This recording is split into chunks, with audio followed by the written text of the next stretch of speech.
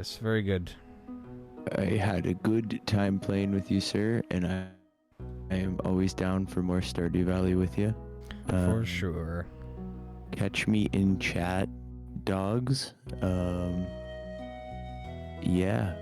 Until next time, my homie G. Yeah. Have a good one. Go to bed. You too. I can't wait to listen to the tunes. Yeah. I don't even know what I'm gonna put on, honestly. Epic. I'll probably just throw on mine. You know, the classic. Yeah. Alrighty. Well, tell me a story so I can go to sleepy. A story? Oh god. Yeah, start telling a story to all of us. Me and the beautiful 3 other people that are here. Let me see. Alright, folks. Take care. See you later. Okay. Yep. Take it easy. Bye-bye. Stardew is closed. Music.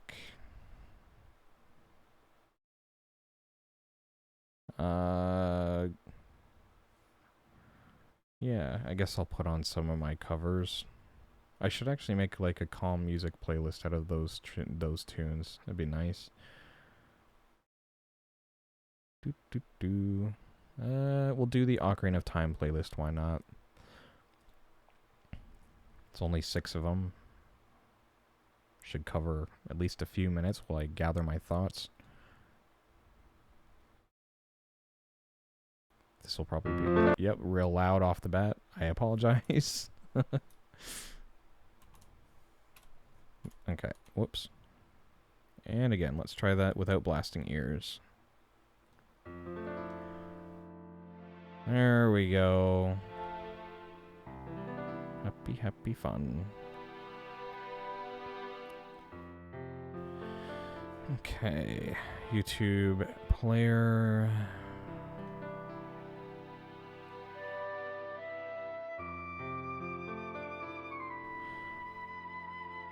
This isn't sized right.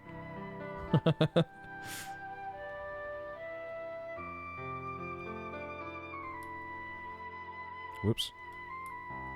And how far does that one need to go? Just to there. Okay, and you go to here. And you go to here.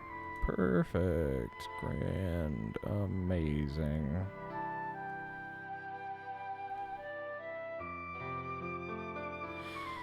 Ah. Wonderful.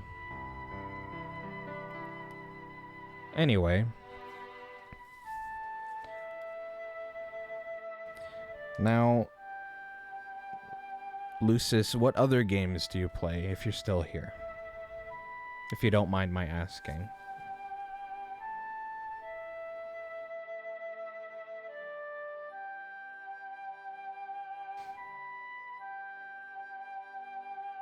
Mostly play JRPGs, but I play a bit of everything.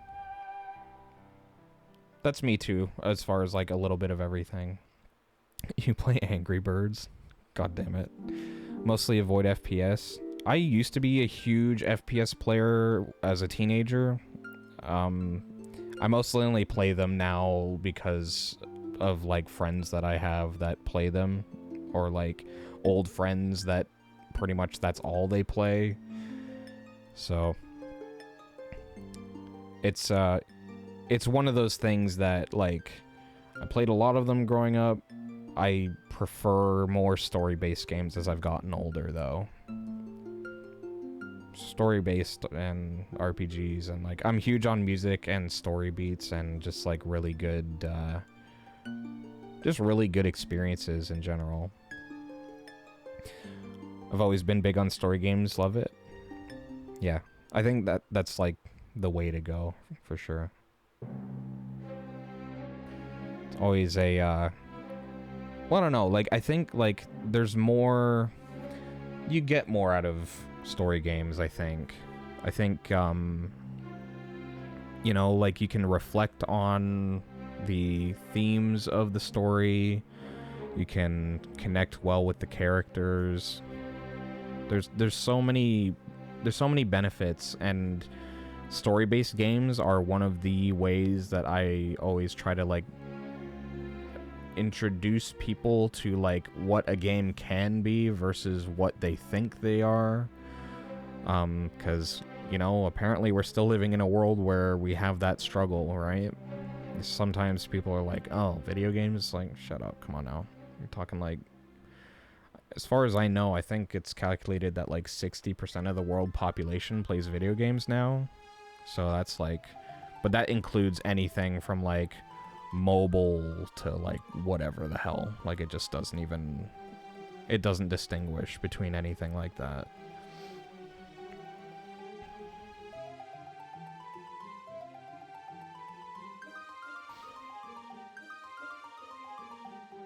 Like me, one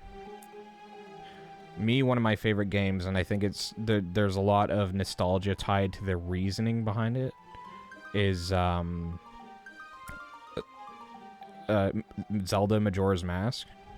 Huge fan of that game. I love the music, I love the writing, I love like the darker themes and the tones and the more like the nitty-gritty of it.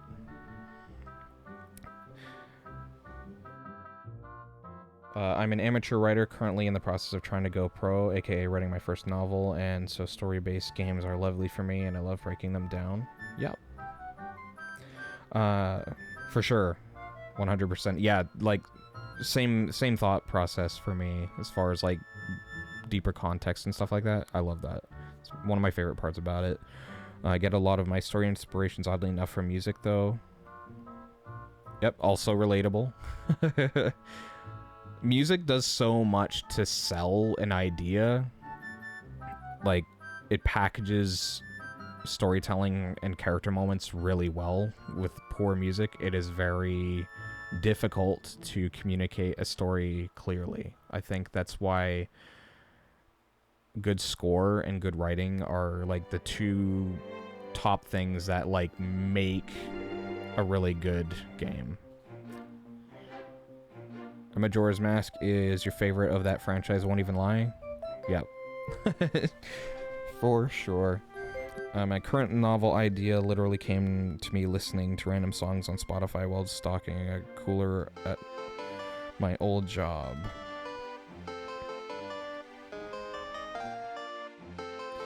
Honestly, wherever the inspiration hits, and I wish that I was more active in chasing stuff like that. Yeah, I think, like, yeah, because I'll get ideas for things, and I'll talk about them, and I run the risk of not executing on them. I've been getting better and better at tracking them, but it's definitely not without strenuous effort trying to make sure that I work on something that especially if it's something I feel passionate about. Which the streaming and everything related, very much something I'm passionate about. I'm just gonna change my stream title here. Just give me 1 second.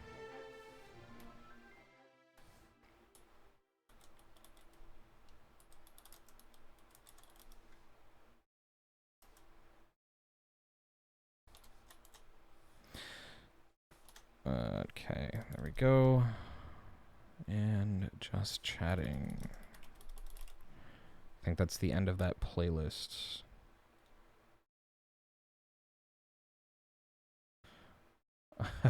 Hilarious. I have to separate those. What is playlist? Twilight Princess. I wish I could, like, fix the window and just, like, not worry about it. I guess technically I can if I just do this and not be stupid. If I separate it.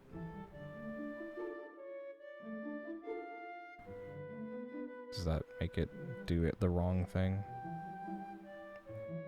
That does make it do the wrong thing. I have to fix it, OBS. Why you do this to me?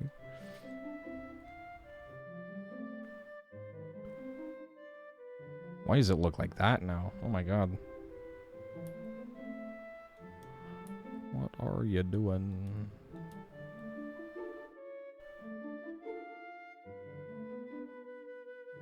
There we go. That was weird.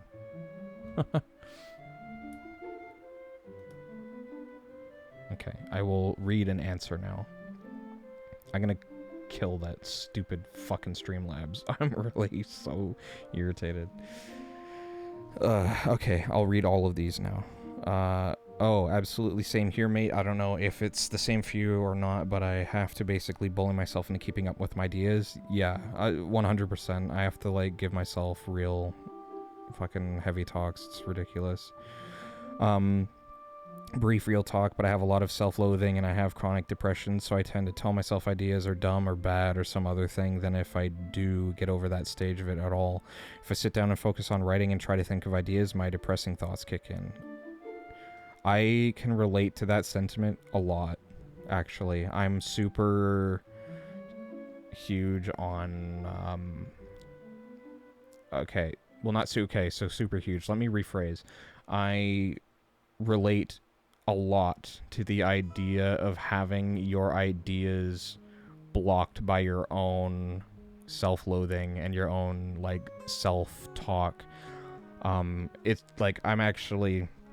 So, real talk here as well. It's not the first time I've brought this up during stream, but I always think it bears talking about whenever possible. I'm huge on talking about mental health and being okay about talking about it.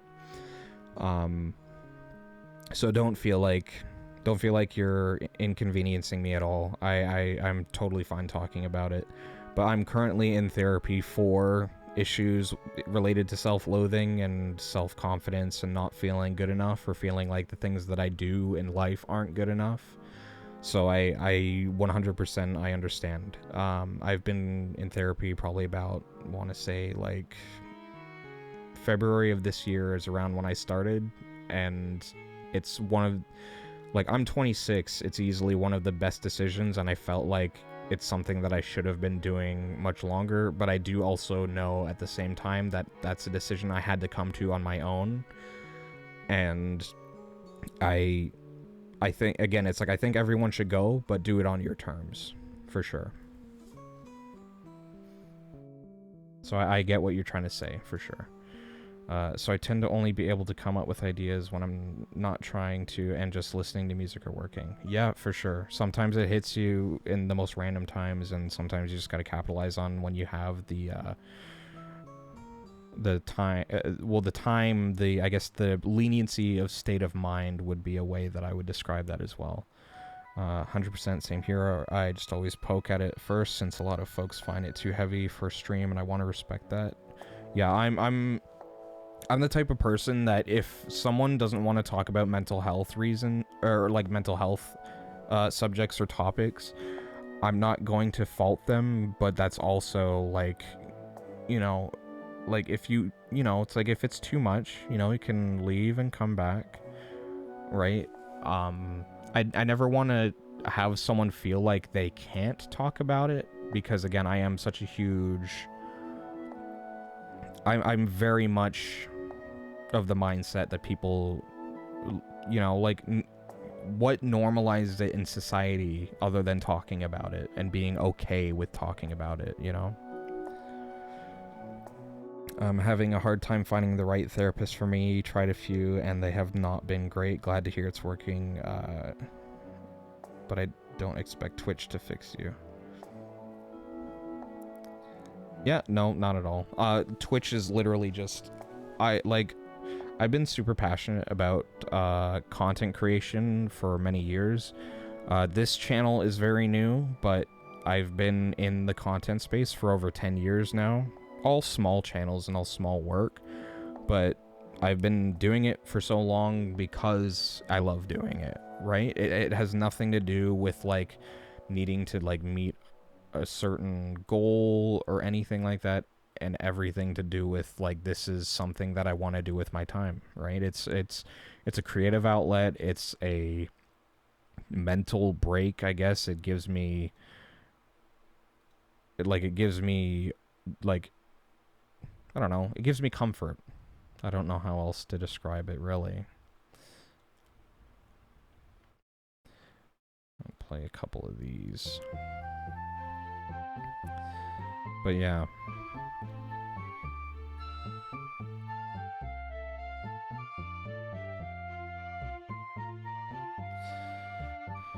I totally get that. That's how I feel about my writing. Even if I don't get published, I just need to get these ideas out of my head. 100%. And like I said, all the power to you for doing what makes you happy. For sure. Comes your jam. Yeah, the Pokemon jams. I've still got plenty more to re-upload from, well, rework and re-upload from SoundCloud, but I'm trying to take my time with it. I've got like the group YouTube channel on the go. I've got the streaming on the go, multiple TikTok pages that I work on, and the music, and it's a lot, but you gotta divvy up the time and, you know, work on whatever piques your interest at that moment in time. Working with a lot of neurodivergent characters involved with my story. Yeah.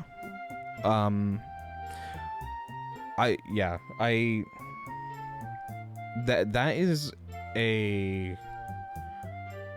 a great thing to tackle, actually, because there is so much lack of understanding in neurodivergency. You know, like, I'm undiagnosed. I don't know what I do or don't have, but my doctor's convinced that there's something there. Everyone has a little bit of neurodivergency. It's just how far on the spectrum are you, right? And people aren't aware of the idea that it's not an all or nothing issue. I often have to have that conversation with many people, both people who are affected by a severe, well, I don't want to call it an issue, but I guess a neurodivergent type deal, right? But, yeah, there's so many people that look at it as like an excuse, and it's just such a stupid way to look at it. The plan is to hopefully make this a 10-part series. First 5 parts are meant to be about the accrual of trauma over time, and the last 5 are meant to be about healing and or coming to grips with said traumas. Okay. Okay, I'm gonna stop that fucking Streamlabs thing. I'm sorry, because I feel like Streamlabs is being absolutely fucking rude, and I hate it.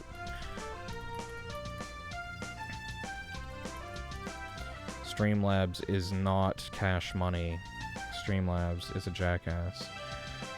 I'm also undiagnosed. Hated my last therapist because she just made me feel crazy for thinking I had anything.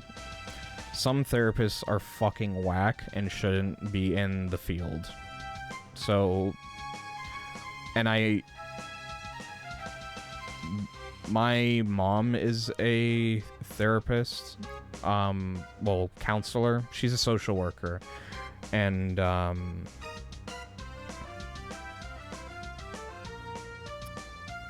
you know, she can't tell me anything like specific, but she's always told me like one of the biggest issues that she faces is just basically like the amount of time someone has said that the system has wronged them is baffling. And, you know, I believe it because I've talked to a number of people in my life who think that therapy is the worst thing ever. And, you know, the trick is finding the right person and someone who's, you know, not dealing, like, if you have a therapist who's getting hung up on their own bullshit, then they shouldn't be dealing with that type of work. And trauma work is difficult, but they need to also not project their own bullshit.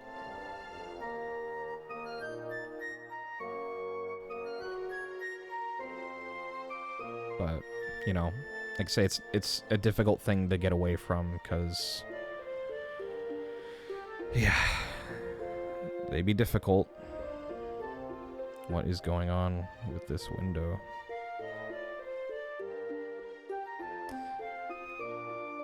This window, like, has to have that open, and I don't understand. Okay, she didn't even understand what I was saying. Told her I'm very sure I'm somewhere on the autism spectrum, and she kept acting like I was trying to say I was low-functioning autism, and was like, but you're holding down a job and live on your own. People who are autistic can't do that. Which is fucking untrue, right? That's the dumbest shit ever.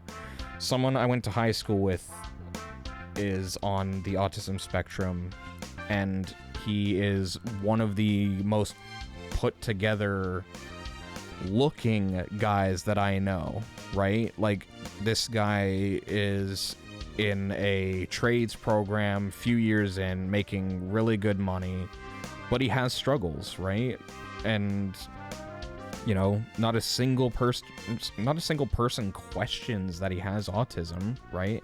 Just because he doesn't, like, show, I guess, what is considered autism symptoms, right?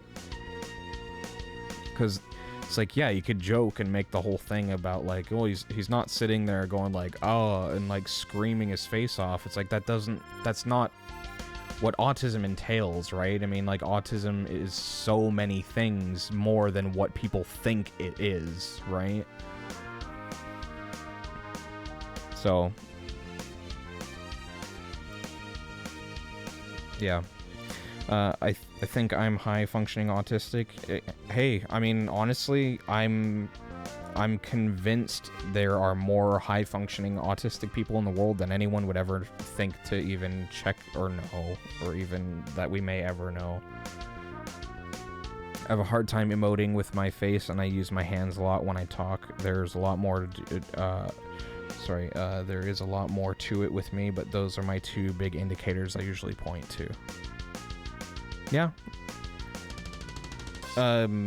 Struggling with communicating emotions. There's also, like, the side of it, like, struggle processing emotions, which, you know, I mean, like I said, the whole point in the spectrum is to be like, where, you know, it's to explain things that otherwise feel unexplainable.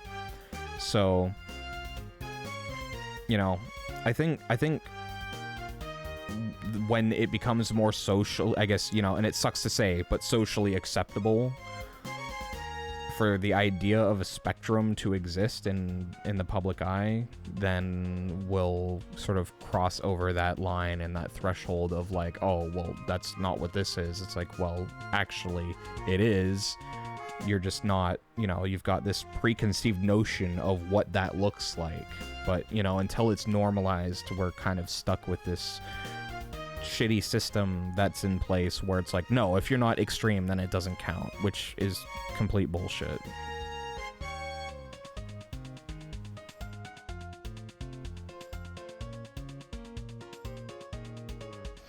Won't go too deep into it, but mind if I talk about my story idea a bit? Not trying to push my crap, I promise. No worries at all. Okay, so to respond to that, I don't have an issue if you want to share links to stuff. I don't care if you want to, like, talk about something that you do. Honestly, I love it when people share their creative endeavors. The only thing that I ask you not to do is if you were, like, in my stream and it was like, can you, like, in real time, and Doff, who was with me playing Stardew earlier, can attest to this as well. If you're coming in and being like, check out my stuff, check out my art, I have to design for you, blah blah blah, it's like, okay, I'll look at it after. And if it keeps coming up, then it's like, okay, you know, you're pushing it, right? Like, it's okay to be like, it's been an hour, you know, or, like, send a whisper or something, right? But otherwise, feel free. I am not going to tell you to not share something. I love hearing about people's creative stuff. Honestly, by all means, go ahead. I'm always super excited to hear about people's creative endeavors because it helps fuel my creative endeavors too. And not like as far as like, oh, that's a great idea, I'll get right on that, you know, but just as like a, you know, oh, well, you know, that's awesome, you know, I'm excited for your creative endeavor, maybe I should focus on the stuff I want to do, right? Maybe I should like hunker down and really, you know, get to work. Oh, very understandable. Was just going to talk about the premise with maybe a bit more detail, but nothing crazy. Like I said, by all means, go into as much or as little detail as you want or feel comfortable with. I'm totally fine.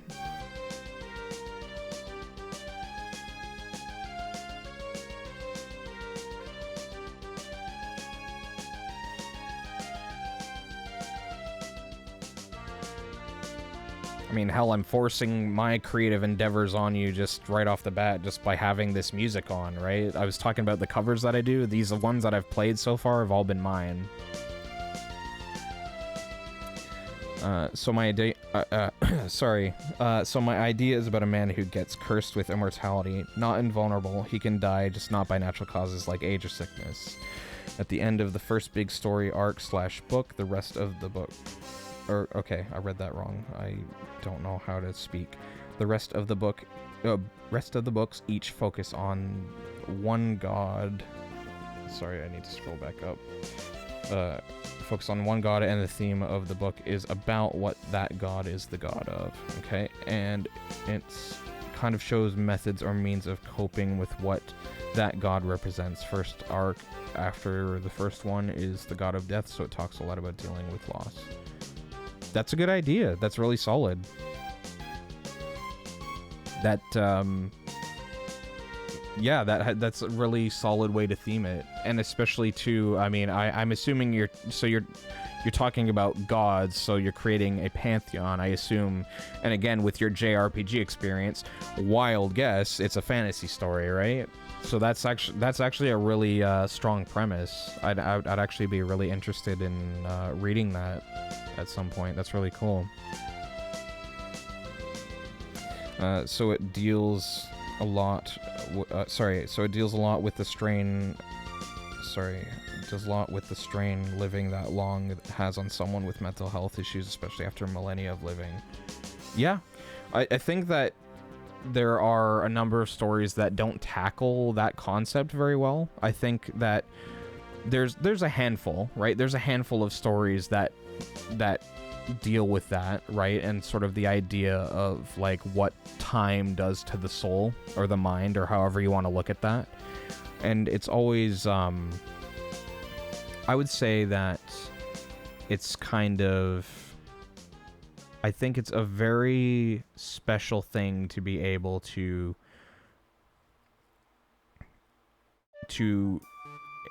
I guess sort of like express that and exemplify that in a way not only that people can understand and relate to, but that people can enjoy. Because that, when we talk about normalizing stuff like that and normalizing conversations about mental health and like among other things, that is a huge piece that I find is missing. Is that, like, you got to think about like pop culture and the way pop culture operates, right? Like, people that talk about things that are quote unquote so relatable are the things that are presented in the mass, I guess, in the mass markets, or in the mindset of mass appeal, right? So I think that presenting a story like that is something that is not only interesting but also very important. So I very much admire, and I find your premise interesting, and I think that is also something very important, and I do wish you the best of luck in your endeavor. That sounds actually really cool and really interesting.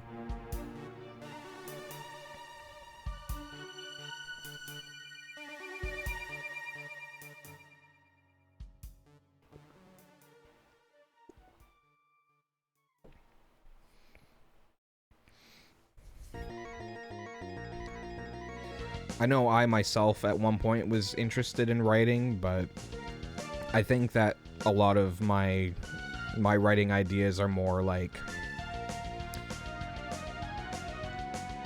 my writing ideas are more like short story type things. I don't know that I would have the I don't know that I would have the brain power for world creation and like sort of lore, like developing like a larger idea. I think that,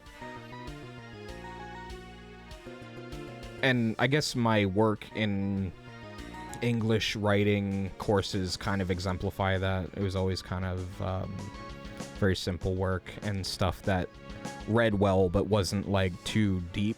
Not that they couldn't deal with deep themes, just that they didn't.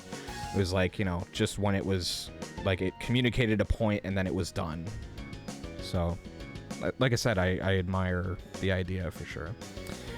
Thank you, mostly wanting to make it a webcomic, but I'm not good with art and have no connections or means to pay someone, so novel.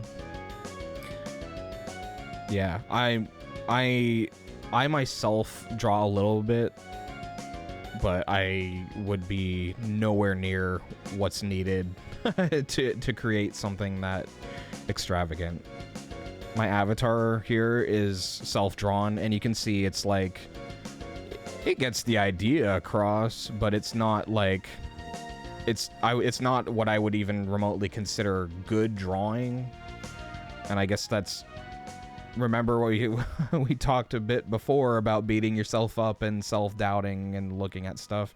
This, to me, this model, this avatar could be so much more, but it kind of is, you know, it kind of just is what it is. I'm totally fine with it, but I do hope to work on it and get better at some point.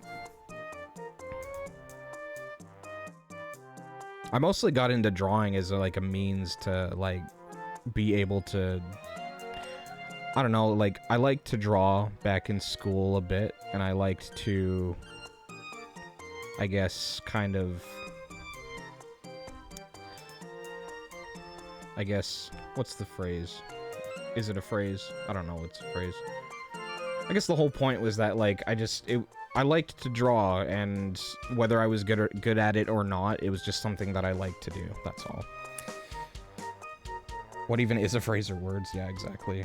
Okay. Oh, last thing I'm gonna touch on before I jump off the topic is that one of my favorite bits is when my protagonist faces the god of fear. The entire book, the god strips away the protagonist's layers of fear, starting with surface level and getting to the deeper fears at the end, like about how protagonist deep down feels like he only really helps people not out of compassion, but out of a selfish need to distract himself from his own depressing mind with other people's issues. Yeah. Like I said, like everything that you're saying, everything that you're listing here reads really well, and I think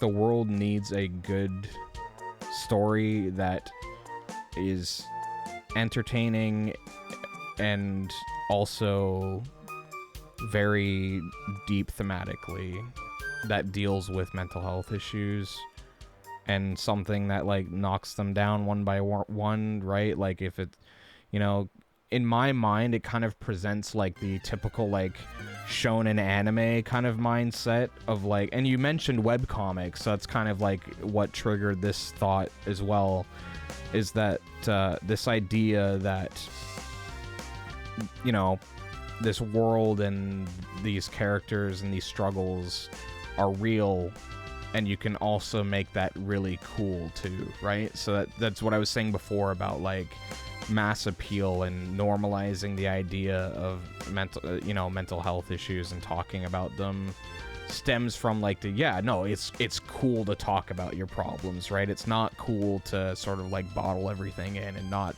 ever deal with it or talk about it or whatever, right?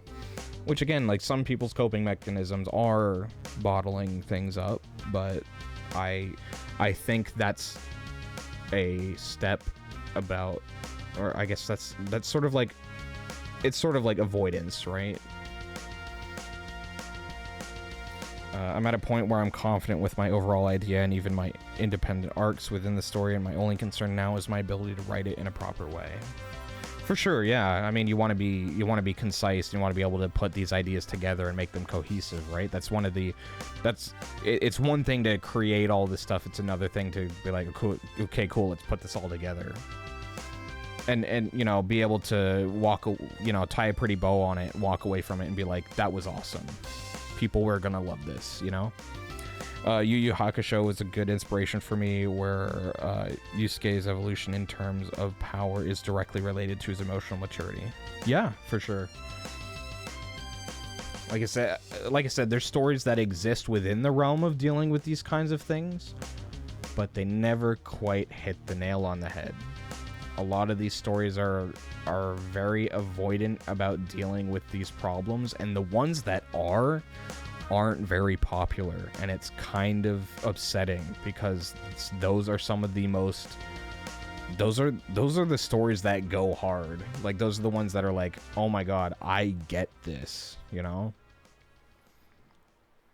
That's like as a teenager or like an adult, anyone can relate to having mental health issues, right? So it's like, yeah, I guess you get what I'm trying to say.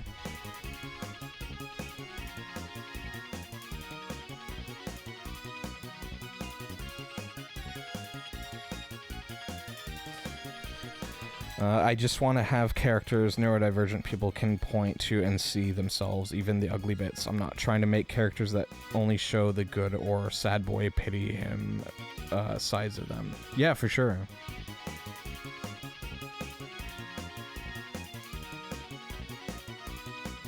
I mean, like I said, any good character writing, like, the root of good character writing is giving a character depth. And at the very least, if it's not something that's shown, it's something that's felt, right? Like, a side character can have depth by the way they speak to the main character, right? It doesn't have to be like my family was murdered and I've experienced all this trauma. Like, you can see it on the page clearly that this guy has lived through some shit. Or like in film or anything like that too, you can sort of like, you know this guy's lived through some shit. And those are always the best and most interesting characters. The worst part is when that's just a throwaway side guy who they never talk to again. Like, there are definitely toxic sides to my own mental health issues, and that deserves to be represented too. Yeah, I mean, like I said, when I say that normalizing mental health speak, I am talking about genuinely all of it. The aspects that come across as toxic, the aspects that come across as annoying or whatever, right? Anything that is to, anything that could be possibly like gleaned from talking about mental health, I think should be a part of the conversation. Because not talking about that is exactly why people don't feel safe talking about it, right? If there's no prime examples of that, then how does anyone, whatever. Please refrain from trying to, I don't even know what you tried to say. Agreed, I know I'm not a bad person, but some of my tics with my mental health issues can definitely be super bad for people around me and make me seem like an ass. I don't know what you said there that triggered that. I really don't know. Again, I'm getting really frustrated with Streamlabs putting you down. Probably ass. Okay, yeah, well, I'm gonna turn that off because fucking boo frickety who. Been sitting here saying shit fuck for like the last few hours, and it's gonna sit there and be like, you can't say that. That's rude.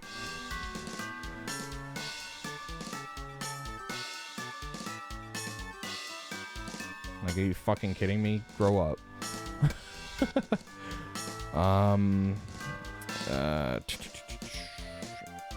Like, minimum, like, can I, like, whitelist that? Like, Jesus.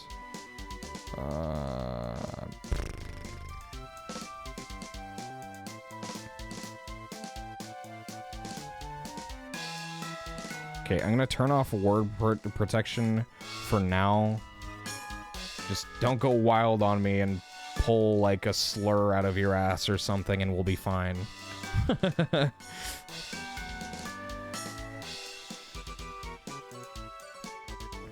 Not that I'm saying you would, I'm just saying, like, don't anyone pull a slur out of their ass. I'm trusting chat to not say anything wild, you know? One thing I one thing I definitely tend to do is get bored of people, which sounds and probably is really mean to say.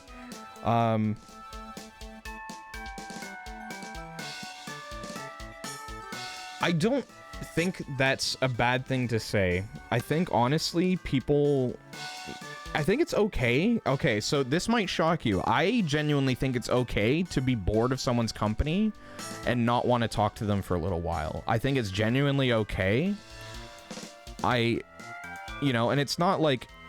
It's more for maintaining the friendship, because I have a friend who's around me a lot. I see him a couple times a week. And I know that if I need a break, I like either things are like, you know, going okay, or like maybe I've just had enough of talking to him or whatever. I'm just like, okay, it's like, you gotta go home. I can't do any more of this. It's not you, it's me, whatever. So honestly, I think it's actually okay to be vocal about being tired of like dealing with somebody, because that's, you know, it's like, it's not about annoyance. It's just like, I'm bored, I'm done, I don't want to talk, and you know, it's like, I don't want to hang out with you anymore. And it's not, you know, again, it's not like a fuck you thing. It's just, it's social, like your social battery runs out and you're like, I'm done, I'm bored with this. So I get that 100%. A slur, gotcha. Flibber, there we go. Made up a new slur since it's new and no one can get offended by it. Yeah, for sure. I have a super low social energy bar for IRL interactions, or even just like Discord voice chats. Yeah, no, for sure. Like sometimes it's just things get to be too much. I get that for sure. Like sometimes I'll be in a Discord chat and my battery will just hit 0 and I just leave. I don't even say anything. I'm just like, I'm out. I'm done. And that's said in my head. I don't even say that to the people I'm in the call with. I just disappear and then like I get a message like, everything okay? But like, I'm just exhausted. I'm done.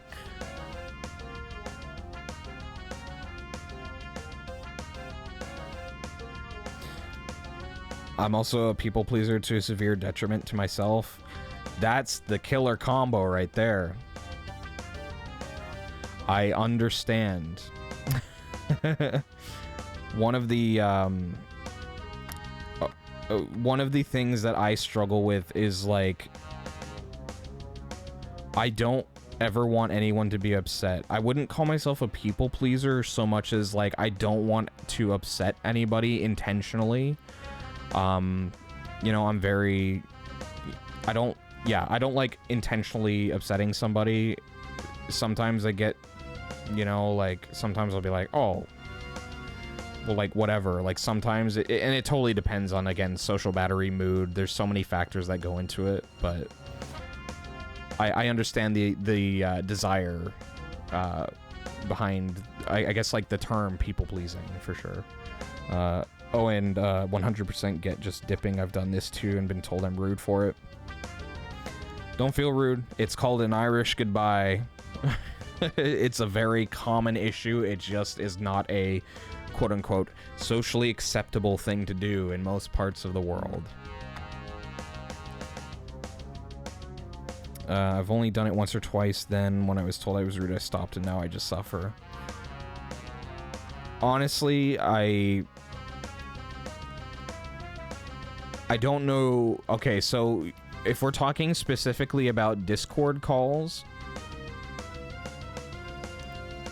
I guess the only time I could see someone saying it's rude, and I guess like this is me, I guess playing devil's advocate or whatever, but I guess like the idea of it, if you were talking one-on-one to somebody and you're having a deep conversation, you're like, nope, done. Like if you if you just like clicked end call right in the middle of it, then you'd be like, oh, okay, you know, that would be like where I would understand if someone was like, hey, what the hell, I would understand it. But if you're in a group conversation and you dip, I don't think there should ever be someone being like, what the fuck was that? Because like, I'm done with the conversation. Like, where am I supposed to jump in and say, I'm done with this, I'm leaving, and have to deal with the questions that come behind that, right? Oh, well, why are you done? I don't feel like I should have to explain myself. I'm tired of talking. I want to stop. Same with a lot of my supposed autistic tendencies. I say supposed, quote unquote. Like talking with my hands, was told I was weird for it, so now I rarely do it, and only if I don't notice it. It's called gesturing. I don't want to downplay that at all, but I kind of want to downplay the idea of someone giving you shit for that. Honestly, talking with your hands is very normal. People talk and express differently. All people do, right? I'm currently doing some slight hand gesturing myself. So if I was on a webcam and they were like, well, occasionally, like, you're throwing your hands around or swinging them around, why are you hung up on me moving my fucking hands? Like, focus on what I'm saying. Clearly you have other shit to worry about if you're focused on me moving my fucking hands in a conversation, for one. Two, you're not absorbing what I'm saying because you're stuck on something that stupid, right? It's like, who gives a shit?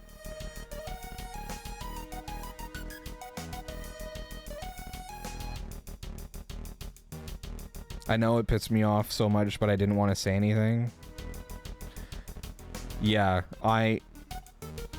that's kind of, okay, so in a Discord call, if I was comfortable enough with the person, I would say it. The only reason I say, okay, so I preface that with Discord call is because I feel like, I mean, Discord and IRL interactions is super different, right? IRL interactions, you have immediate feedback, and you're not, you know, like, there's a face to go with the voice, so it's like there's a stronger social connection with IRL interaction that I feel more comfortable looking someone in the eye, whether I've known them for a long time or not, and being like, hey, shut the fuck up, versus like Discord, where it's like, I don't know this person that well, I don't know what for some people it's like, I don't even know what they look like, right? Which should be the opposite, but I don't know, like, that's sort of like where my social, I guess, my social anxiety goes to, like, there's no face to this person, all I have is their word and their voice. So it's like, you know, like, it's like saying, you know, anybody, it's like I could sit here and say, like, I'm fucking 6'2", ripped, and could kick your fucking ass, which is not true, right? Not even close. But it's kind of that, I don't know, like, it's that you don't know what's going on, you know, it's I don't know, it's difficult to describe, but I know that my social things kind of stem, like, around dealing with new people in general, but I do know that I struggle more with online. The other thing too is shy people. Shy people have me stuck sometimes too. I think, like, my social anxiety stems a lot from, like, I wasn't integrated socially properly growing up, so other people that struggle socially, just, I'm like, I don't know what to say. You know, like, small talk just goes out the fucking window, so, for sure. The main thing I want to get when I find a therapist I like is that I want to get better at standing up for myself. That is hugely important. I'm going to read your next message here. Almost got my own height in that description, but I'm just a scrawny, lanky bastard. Okay, so as someone who's been with two therapists that have luckily, like, one was less helpful than the other, for sure, but both were, at the very least, mildly receptive to criticism. The one I'm currently with, I can like lay it down and be like, you're not understanding me. I like, this is what I mean, or maybe sometimes you don't even know what you mean when you're talking and you're just like verbal diarrhea. You're like, I don't know how to describe this. I'm just talking, like, just listen. Don't like try to hijack. And that's, you know, that's where it's like she every single time has been like, okay, you know, like, let me know if you need me to jump in, or, you know, like, I'm more than happy to just listen, which is great. I love that about her. She's awesome. My social anxiety stems from that as well, and trauma that I don't need to be getting all up into stream chat. Ain't gonna trauma dump on you. No worries in the slightest. I'll impart something, as far as stuff like that is concerned. I have a less than savory relationship with my stepfather. He's very old school in the way he raises.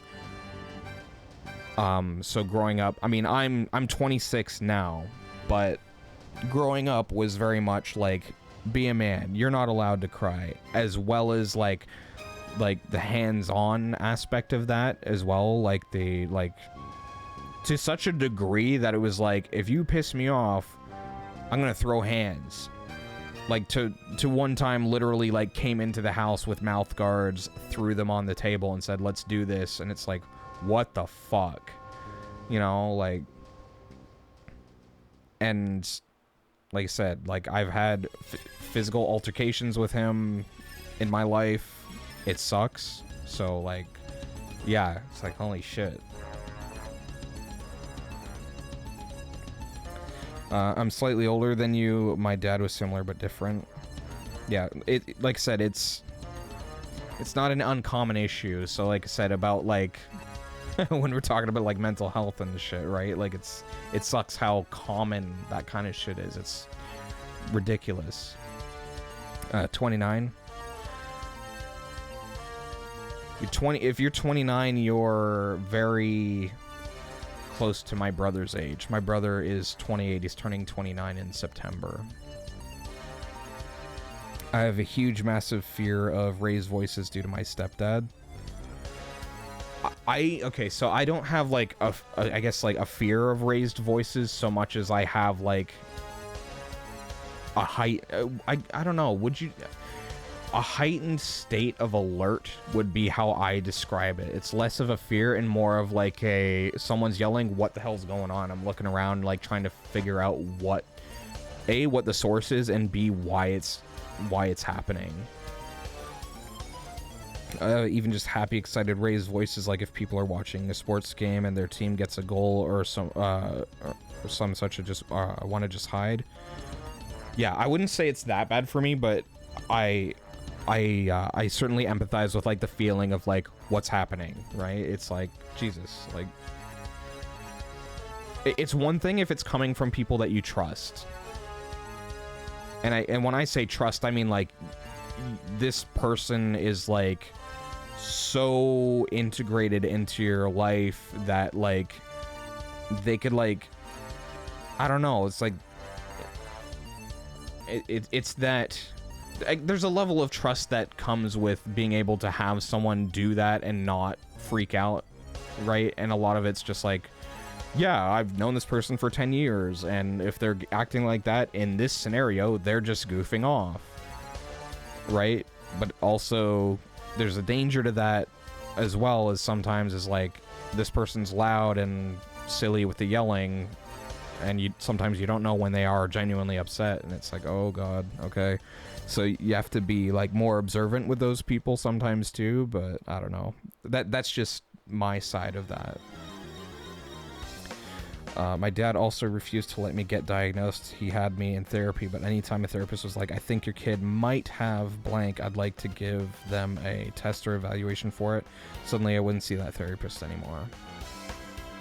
Yeah, that to me is like I don't want...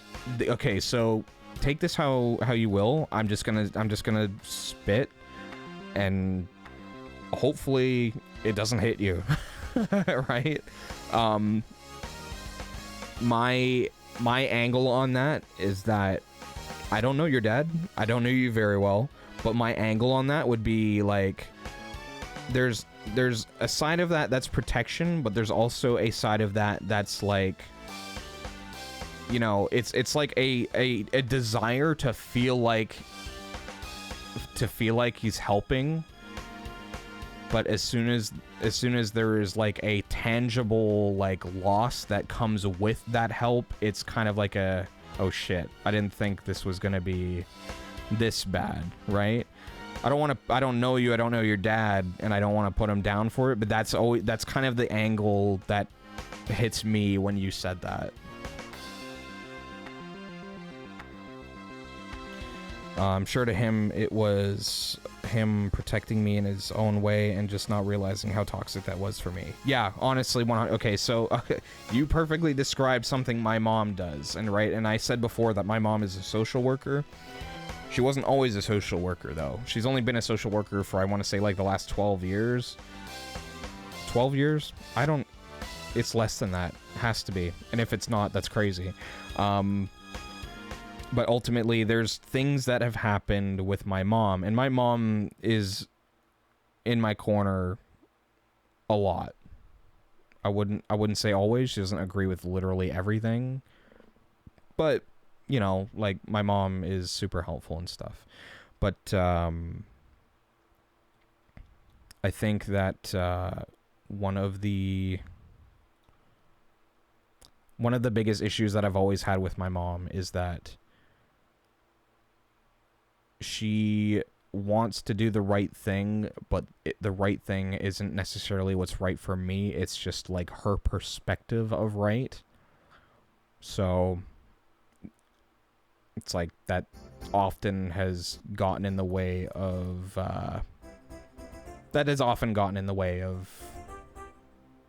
our relationship, and it's been a struggle. But she's also kind of put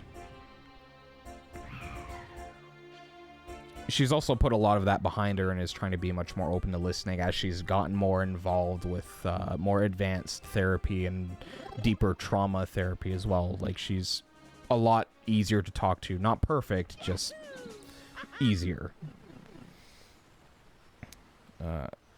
He's a royal ass, but usually means well. Won't go into details, but he has physically abused me. He is bipolar and used to do drugs. Oh yeah, that sounds like my dad. My mom likes to turn her life into a drama and would use me and my siblings to further that. Yeah, that's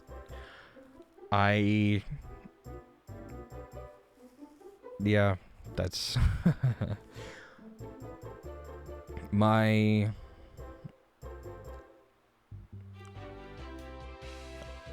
I don't know what else to say. The first thing that came to mind was my condolences, because that is a familiar situation. It's not my mom. I think that, like, my stepdad thrives off of, like, passing the buck. He just wants to do what he wants to do and be left alone and not take any responsibility. And he's very addicted to promoting drama as long as the drama is not focused on him. And it fucking sucks. Right? And, you know, it's... I understand that. It's a headache. Like I said, I empathize 100%. By the way, if at any point I say anything that makes you not want to or not know how to respond, don't even worry about it. I get just sometimes not knowing how to respond / handle something. If I don't know, I'm gonna tell you. And I don't know a lot. I know what I know. I've lived my own life. I have my own experiences. I'm, you know, the only thing I could ever possibly try to preach to somebody is like, it's like, no, like, this was my expertise. This, like, I worked in this. This is like, this is what I know, right? All I can, as far as matters of the mind and the heart, however you want to handle that, however you want to look at that, that is like, you know, everybody has something, right? And that's, I always try to give that benefit to anyone I talk to, is that everyone has a little bit of something. How they deal with that is a completely different story, right? With how shitty my stepdad is, I know that he's got his own shit. The difference is that he chooses not to deal with it in any way that is positive. It's always negative, right? So, like, that's where the lack of ability in me to forgive the behavior comes from. It's like, you know you're shitty and you don't want to fix it. That's where it's like, fuck you, you're a bastard. So, like I said, but that's my side. But again, that when we're talking about like, I know what I know, again, I don't know. Like I said, yeah. Mild example, but my dad comes from upper middle class, and me and my siblings never wanted for anything on. Never wanted for anything on Christmas. One year, she dragged a 5-year-old me to Toys for Tots and cried and begged, saying me and my brother and sister weren't getting any for Christmas. And a part of that is, of course, that older generations were notoriously worse about mental health care, and not that it makes it okay, but makes it more understandable, not justifiable. You hit the nail on the head. Understandable, not justifiable. That's exactly it. 100%. I agree with that wholeheartedly. Also, the Christmas thing is like, I would almost classify as like emotional abuse, because I used to work at a GameStop. I don't know what part of the world you're from. It might be EB Games, might sound more familiar. The company that I worked for used to be EB Games, is now GameStop, the American company.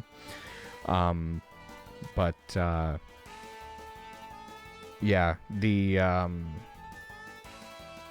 amount of parents that I would see come in and like show shit to Canadians are pretty sure EB is Canadian, right? Yeah, you're right. Yeah, the amount of parents that I would see like bring their kids in, and like, you know, that like it's that whole thing of like, you don't want to judge, but you can take like one look, and the parents that are being like, wow, look at the PS5, isn't that cool? And then like kids like, can I have one? And the parents like, I can afford that. Are you fucking kidding me? And it's like, why would you do that to your kid? Like, that is fucking emotional torture for a child who wants to fit in and have the cool things, and like, you know, like, I don't know. Yeah, why point it out? Exactly, 100%. It's like, are you fucking serious? Like, what the hell? It's, yeah, it's crazy, it's ridiculous, and it shouldn't happen. It's dumb.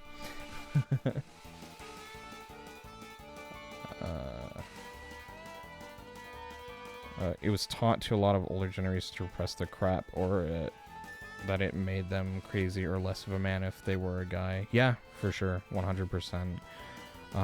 It's one thing if you don't point it out and the kid asks, and then you politely go, I'm sorry, sweetie, mommy can't afford that. Yeah, that's, well, there's a difference between being at Walmart and that shit's just on display, and you went out of your way to go to a specialty store where you know that shit's fucking plastered all over the walls, and are like, you know, like, and point it out like, oh, like, PS5, isn't that cool? Awesome. Oh, that trailer looks cool. And then tell your kid you can't fucking afford it. Like, what the fuck is that? It's like so stupid. But to go, oh hey, look at a thing you want, but oh yeah, but no, yeah, no, it's fucking stupid. I despised dealing with parents like that, and only on one occasion was I like, why are you doing that? I got written up for it, but I don't even care. I don't regret it. It was just like, you know, it was like, oh, it's like a Switch and like a play, you know, I guess it was like PS4 at the time, and then like, you know, oh, look at all this stuff, like Xbox, all these toys. Can I get anything? You know, like, can I get this? No, can't get that. Can I get, you know, can I get A game? No, can't get that. Can I get like a toy at least? No, can't get that. It's like, what are we doing here? I mean, it's like, it's one thing to like go in and gauge the child's interests and see what you might want to get them for Christmas. It's a whole other thing to be like, hey, your Christmas gift, look at all the shit I can't get you. So fucking stupid.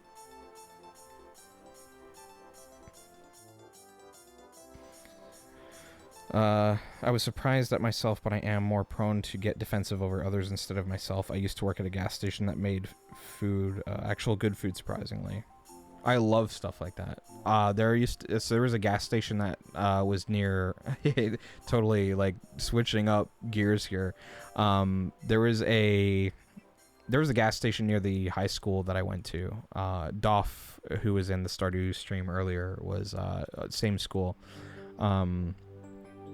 But like the food, they used to do taquitos, like Mexican taquitos there, and it was like gas station food, but it was like so fucking good. Like the hot dogs they made, it was unreal and unreasonably good for a gas station. It was really good. Let's see. One time a kid and her parents came in, they were obviously very hard up on money and they wanted some food and couldn't pay for it. They were clearly not going to give any to the kid, and I was like, I can let you have this and this with this drink for free, but only if the kid gets it and she has to eat it in the store, because I wanted to make sure she got the food. 100%. 100%. Because there are people that fuck around and do shit like that. It is dumb.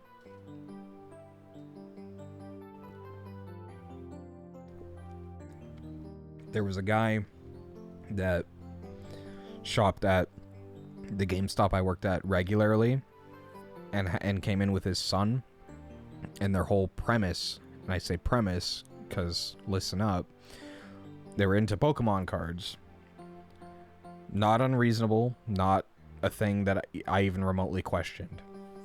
Until exclusive items that were pre-ordered by this one person and his son were being sold on Facebook Marketplace. Can't fucking mistake it for the world.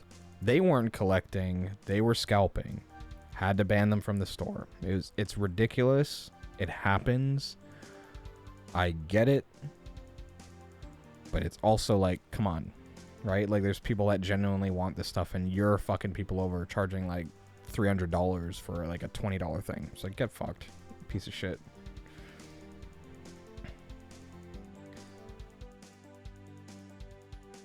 Just triggered me so hard to see parents not care for their kid before themselves, which is how parenthood should be. I agree, 100%.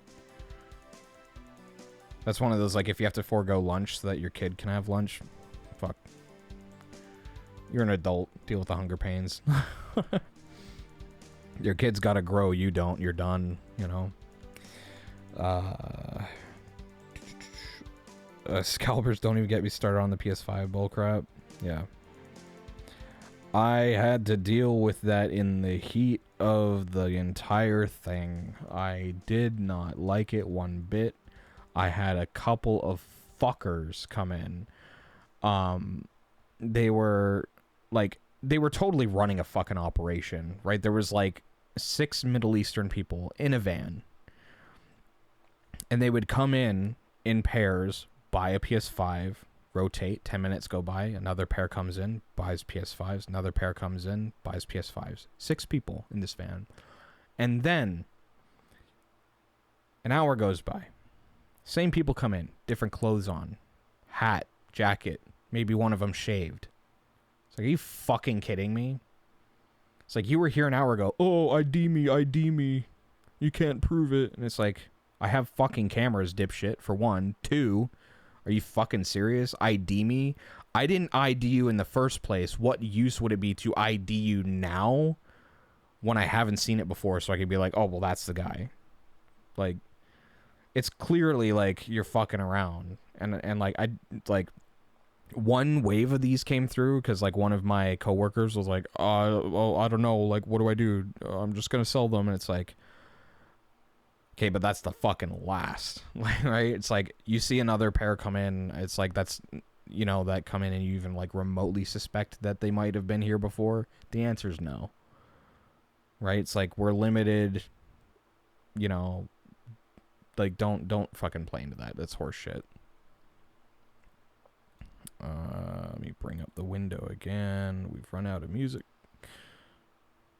Pokemon Gold and Silver soundtrack. Always a classic.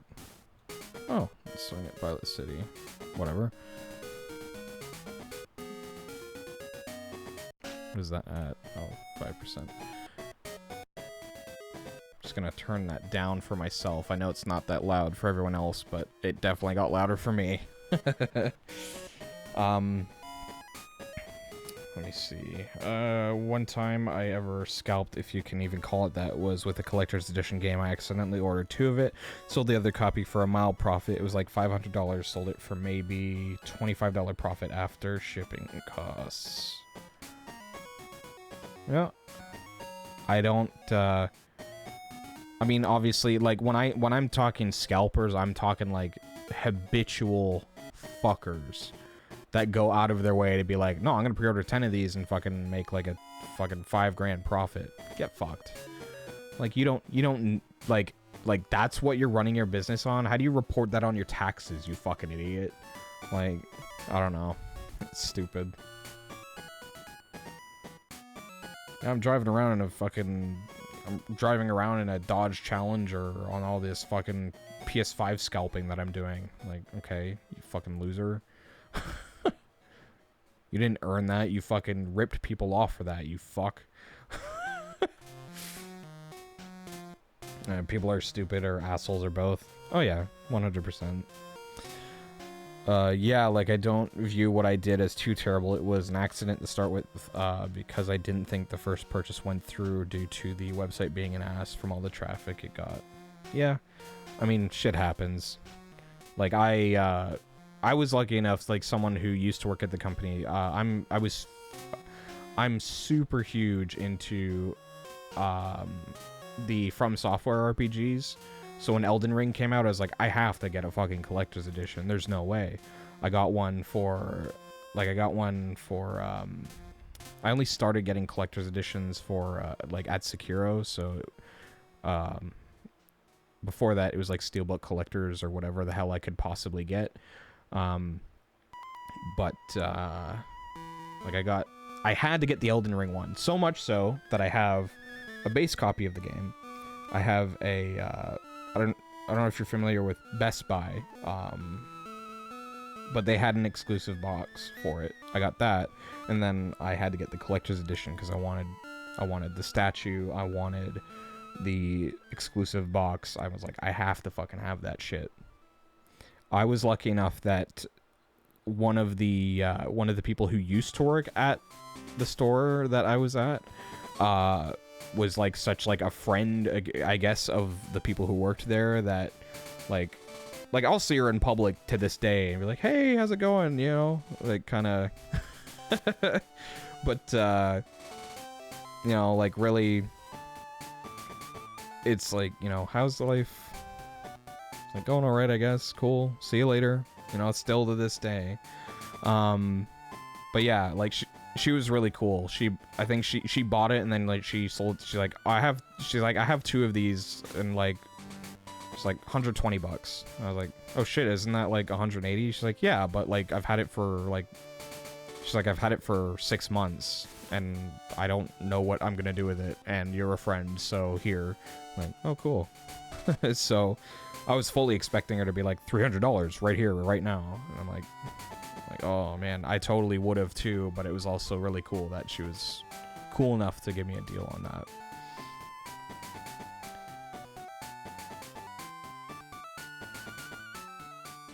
For another, it was no longer for sale, so $25 over the initial cost isn't the worst thing ever compared to extra multiple hundreds extra scalpers would charge. Yeah, you're right. That's one of the big reasons why scalpers fucking suck so much, because, you know, I mean, like, yeah, I mean, it's just like, they're like, well, this is my life, man. Like, this is my job. It's like, your job is fucking people over, like buying up stock and making sure that other people have to pay more money for your fucking shit. Again, get fucked is all I have to say to that. You hoard out for that game. No judgment, though. That's me with anything Kingdom Hearts. Yeah, I have the all-in-one package for Kingdom Hearts.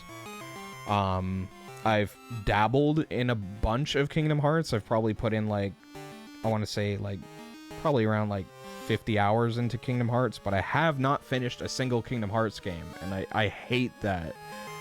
I'm horrible for that. Any, like, RPGs, I'll play the shit out of an RPG and not finish it. I got into the Persona franchise a few years ago. I've put over 300 hours into Persona, just in general, like any of the games. Never rolled credits on a single one of them. Not even close. I always get like so far, take a break, restart. Get so far, take a break, restart. Get a little further, get so far, take a break, restart. Rinse and repeat for like any number of them. Like I've played 3, I've played 4, I've played 5, I've played 2, I've played 1, I've played the spin-offs. Well, some of the spin-offs, not all of them, but all of them I put a fair amount of time into and not finish a single one. And I fucking hate that because I have so much fun with those games.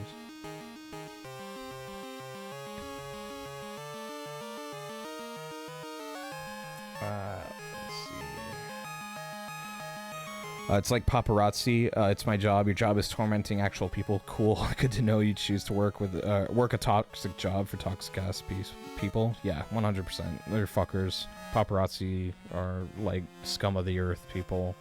And it's like, again, it's that whole thing of like, you don't want to doubt every person for everything, but there are some people that are like just pieces of shit. I've done that with games like Stardew. I can never make it past year 1 or finish the community center. Hey, remember what I said, right? I got 20 hours into Stardew, and I was like, I don't know what I'm doing. I feel like I'm not doing this game well. And then just, like, quitting. Like, everyone else has, like, whole, like, facilities, and I was still, like, on my log-ass home with one plot of crops, and like, I'm like, there's no way, right? I'm like, there's more to this game than what I'm doing. Clearly, if I can look up a YouTube video and see some guy like fucking auto feeding or some shit, it's like, what is going on? What am I doing wrong?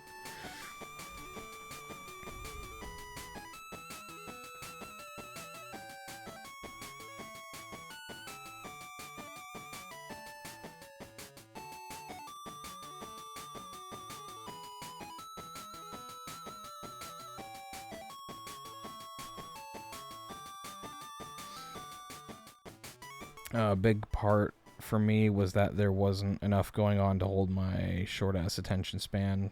Yep. The ADHD reason. Like, it's like, it's just like, oh man, it's like, I can't even describe how many times it's literally like, one of the biggest things for me is that, like, there's so many good games that come out. There's a lot of bad ones, but there's also a lot of good ones too. I think, like, this is something that gets forgotten a lot in this conversation in particular. But it's a huge thing of mine to see multiple things that I want to check out. I gravitate to a specific one, but the problem is I've bought all of the things. So, but like, I have 3 games. I'm playing one, I'll try another, and one will sit on my shelf forever until I remember that it's there.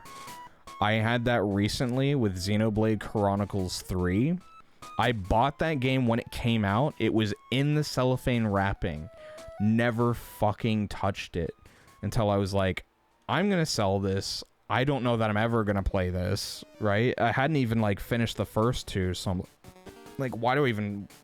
Like, in my head, I'm thinking, like, yeah, I'll collect them and I'll finish them someday. It's like, well, no, you won't, because games are going to be coming out until you die. And then some, right? It's like, holy shit. Fucking get your head out of your ass and fucking think for a second. Can't. I love games, right?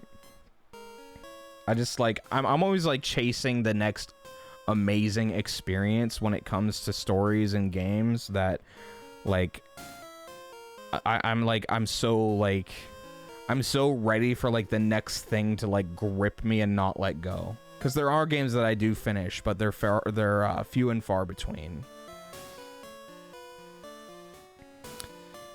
So added a ton of mods, and now the game goes brrr.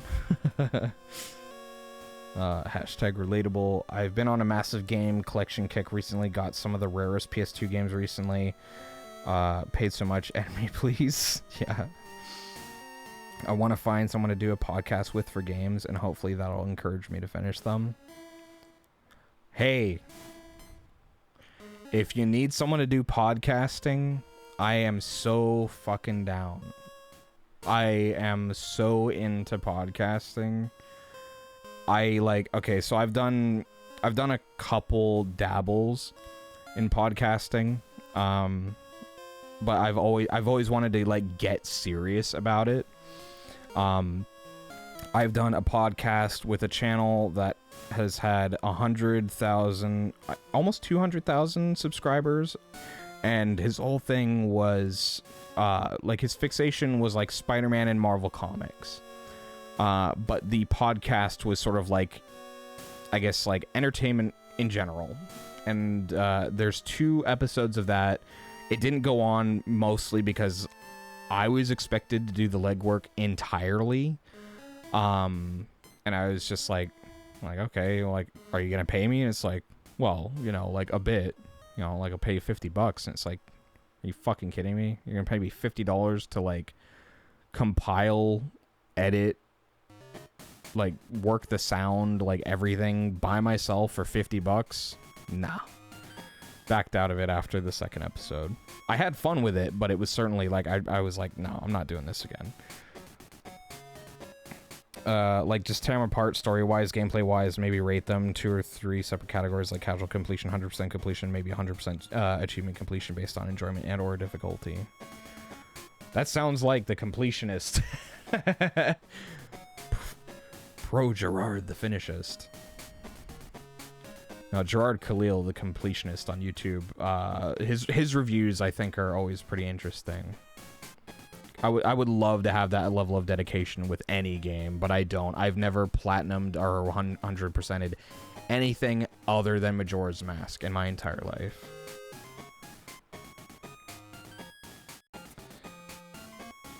See, I imagine it as me and my podcast partner play the game separately, maybe together, like on call with each other, each as we play, then compare notes. Yeah, that's a good strategy for, like, putting that together.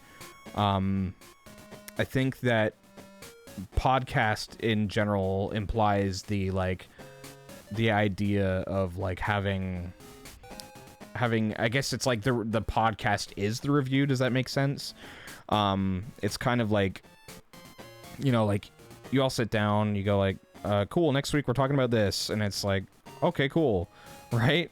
So it's like, you know, but I guess, like, the main thing being, like, you know, you discuss, you talk about the story, talk about the plot, the characters, all the things. I don't know. I guess, like, I realized I just did a double there. I said story and plot. That's the same fucking thing. If you and I did do that, that'd be fine. We could play them casually together, then I could do the completionist crap, so we could have me as the completionist and then you as the casualist. And it'd be fun to get your reactions on, like, dude, why do you do this to yourself? It was a fun game. Why'd you make yourself hate it? Yeah, that's a huge point for that's a huge point for me, and I'm like, again, like for me with my attention span, again talking about like the like you mentioned this, I have a friend who very much is like just goes through and like he does not put a game down until he gets the platinum trophy, the 100% achievement rate, whatever it is. Like he's like, no, this is my life until I get this completed. If it's not 100%, I'm not walking away. This is my life now. And he'll message me a lot talking about how he'll be like, dude, I fucking hate this game. Like, I'm like, there's this one trophy that requires me to like do this fucking bullshit online. I hate this shit. I don't think I should have to play this thing online. And I'm like, I agree. That sounds fucking stupid. I wouldn't do that. So yeah, and that's he makes it his mission, and he just recently did that with Deathloop, and just like I was getting a play-by-play. He's like, dude, this shit's the fucking worst. He's like, I liked this game for like the first 10 hours. I rolled credits once and I was like, I want to be done, but I can't be. I have to get the platinum. I've gotten all Kingdom Hearts games 100% trophy / achievement on PS3, again on PS4 since they didn't carry over from PS3, then Xbox One, then PC. Then I got all Final Fantasy trophies on PS5 for the number titles and on PC for all versions. Most of them have 2 versions of the same game. Yep. That's crazy. That is dedication. Again, I wish I had that level of dedication to any game that I played, because again, my tendency to be like, okay, I've rolled credits, I'm done. Like, that's me when I finish the game. It's like, that's my standard of like, yeah, I finished that game. I rolled credits on that game. It's good. I recommend it. And sometimes even without that, sometimes like, right, like I've talked about, I've dumped 300 hours into Persona, and I tell everyone, I'm like, if you love RPGs, if like the easy one is like, if you grew up playing Pokemon, get Persona. It's fucking adult Pokemon. Literally, like, well, not, oh, okay, it's not fucking adult Pokemon.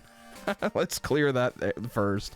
But it is literally, it's like, you know, like the rock, paper, scissors aspect, the RPG, the deep story that you remember Pokemon having, but wasn't really that deep. You know, I'm always telling people, I'm like, you gotta try it, right? It's, yeah. And I haven't finished a single one. So it's hard to be like, oh yeah, like how many times you play through that now? I'm like, played a bunch, played through, that's another story. I have not wrapped any of those games, and it kills me because I've bought collector's editions for the Persona games too, and same thing. It's like, damn, like you bought the collector's edition, didn't finish that game. You want to hear one that's wild? I have a collector's edition for I have 2 collector's editions for games that I barely played whatsoever. I got a collector's edition for Horizon Forbidden West. I played it for half an hour. I have not played it since. And I have a collector's edition for The Last of Us Part 2. I stopped at the halfway point when it switched to Abby. I didn't have an issue with like the whole like stupid political shit behind it. I was just like, I'm done. It was around the time that my mind was just like, I'm over it, I'm done, I'm putting this down, and I'm not gonna pick it up again. That was the end of it. Have the statues and everything still for them, but that's about the extent of it, really.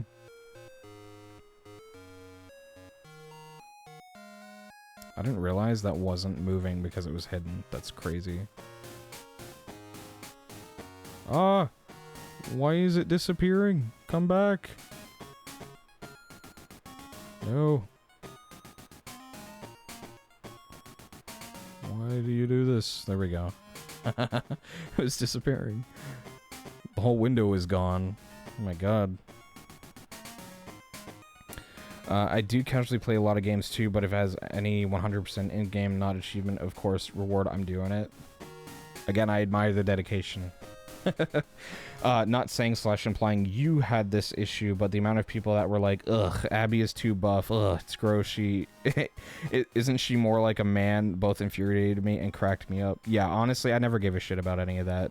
And there were some people that were like, oh, Abby's trans, I'm not fucking playing it. And it's just like, the fact that you're looking for a like a trans issue where it doesn't exist just shows how fucking far-reaching you have to be to just be a pathetic fucking loser.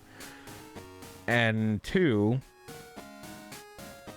if seeing a woman be ripped bothers you, like, dude, it's like get your head out of your ass. People come in all shapes and sizes, regardless of sex or gender. Like, fuck, like literally fucking just like use your brain for 3 seconds. I guarantee that something will spark, even if it's not smart. Right, something will happen if you use your 3 brain cells. Cause like, dude, it's post-apocalyptic zombie stuff. If you aren't buff regardless of gender, you be doing something wrong, and you must be surviving in some super clever way. Like that, they would say. So that was I mean, David in the first game, right? I guess that's a example of a character using fear and intelligence to control a population, right? Because he was sort of like very similar to the way fuck, what's his name? God, I'm forgetting his name. The guy in Far Cry 5. Joseph Seed used religion to sort of like spread his message and control, and depending on which ending you chose, right, it was like he was either right, and it was like, oh shit, he was right, and then the other side of it was just like, dude, you're a fucking idiot. But it's totally based on how you play the game. Going back to this for just a sec, because I find it hilarious. I'm making a lot of LGBTQIA plus stuff for my story, but not introducing it intentionally to like 5+ arcs in, just to suddenly, sorry, I gotta scroll up, just to suddenly catch those kinds of asshats off guard and see how many of them stick with it. If this blows up, that is, but keep bitching, and how many just drop it out of anger. Also doing it to give that community more representation, but I also feed off that rage for a few months at least. Yeah, I mean, I don't want to champion myself like I'm some saint, right? It took me, I want to say, like, I was never like about any of it. I was just ignorant to like the workings of like transgenderism and just like LGBTQIA plus. I got the acronym wrong, but just it's purely just like where I come from is a very conservative town. Like, I grew up in like, my schooling was like Catholic schooling. I'm not religious, so like you can kind of see the conflict of like always feeling like something was wrong, but also kind of like not really being aware of it and having to do my own research. So I only really know what is told to me, and because it's like I'm a straight white man, I don't know a lot, but it's like, inform me calmly and I will jump right on board. Honestly, I have no problem with anybody unless they are shitty people. That is sort of my angle with it. It's like, if you're a piece of shit, regardless of what is going on, like with your identity, your sexuality, I don't give a fuck. If you're an asshole, fuck off. Like, I don't want to deal with you regardless. So like I said, it's never anything like that, but that's sort of how I think about it.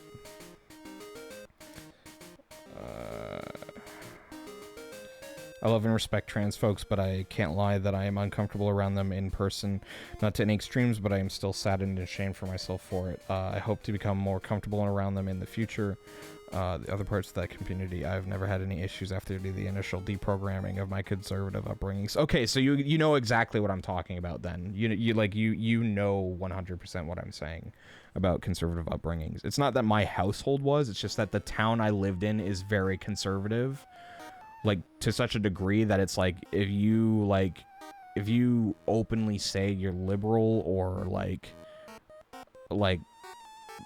democratic or like anything that's not like the status quo in my town, it used to be that like you were socially ostracized everywhere, in your family, with your friends, in your workplace.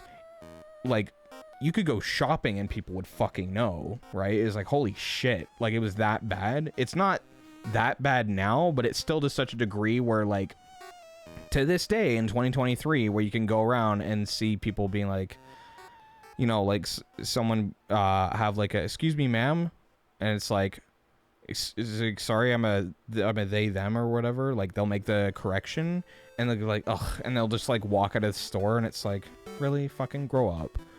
Like, get your head out of your ass. It's so stupid. I sometimes still use the wrong pronouns even after being told the pronouns, but not intentionally, just like a slip, and then immediately feel like shit and go, oh my god, I'm so sorry, holy shit, my bad. Yeah, I'm fairly similar. I mean, I don't ever want to like beat myself up to such a degree. For me, it's like, if you're my friend and I'm talking to you constantly, yeah, I'll feel bad. But if it's like, you know, I kind of preemptively go out of my way to address people as just people until I know otherwise, right? So if it's like, you know, I don't walk up to every single person going, what are your pronouns? But I also don't go, excuse me, ma'am, excuse me, sir, right? Like, I don't trust doing that in today's society, especially if someone is androgynous looking or just like, I guess, ambiguous in their identity, I guess, or their presentation. I don't know how else to put that, really, because it's just like, oh boy, you know. But if someone, well, you know, it's easier to be like, excuse me, ma'am, to someone who's like, you know, primmed up and walking around with a child or two, and, you know, it's like, you know, you don't expect them to be upset, but at the same time, you know, it's like, it's not my intention to really fuck that up with anybody.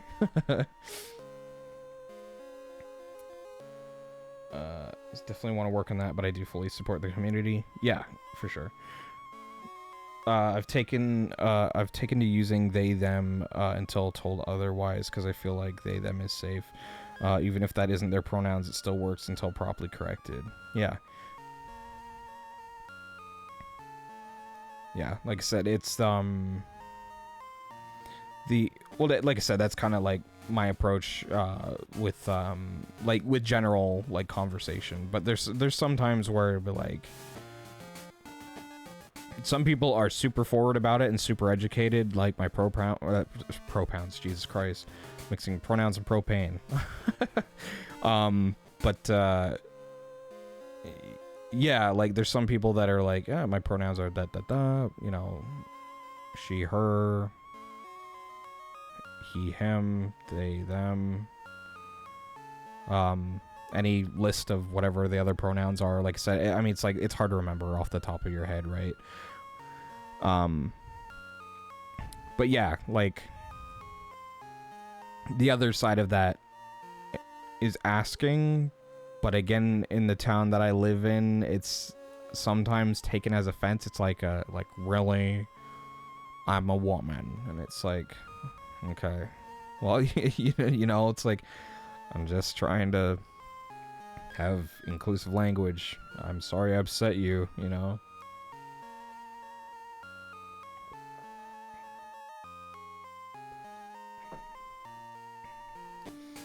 Oh, you can't tell? Yeah.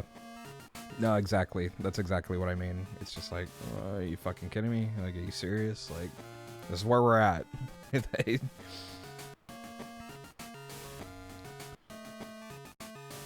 Because it's like, yeah, I don't know, because I think, like, the instance I'm referring to there actually has a specific example where she was just like, she's like, I'm a size D cup. I've got 2 kids with me. I've got long hair. I'm wearing makeup. Can you not tell that I'm a woman? And I was just like,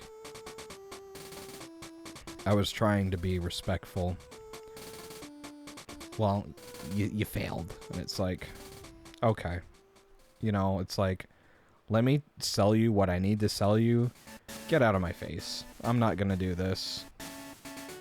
Like, let me talk to your manager. I guarantee you my manager's not gonna be on your fucking side for getting in my face about fucking, like being, like, you know, like, trying to be considerate. right? It's like, shut the fuck up. Throws up hands and walks away. Yeah, for sure. Literally, it's the, ugh, just like leaves. Like, okay. Have a good day, cunt. See you later. See you never, right?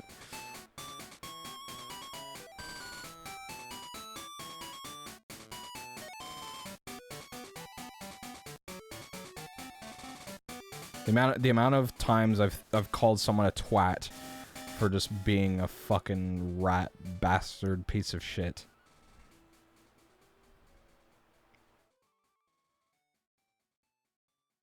I can't even fucking count.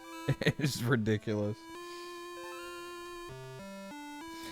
I'm not gonna lie, cunt is one of my favorite words. Got called out for being sexist before, and I was like, oh no, no, I am equal rights, cunt. That guy's a cunt. That monster in this game is a cunt. Yeah. This is one of the cultural gifts that my stepdad gave me was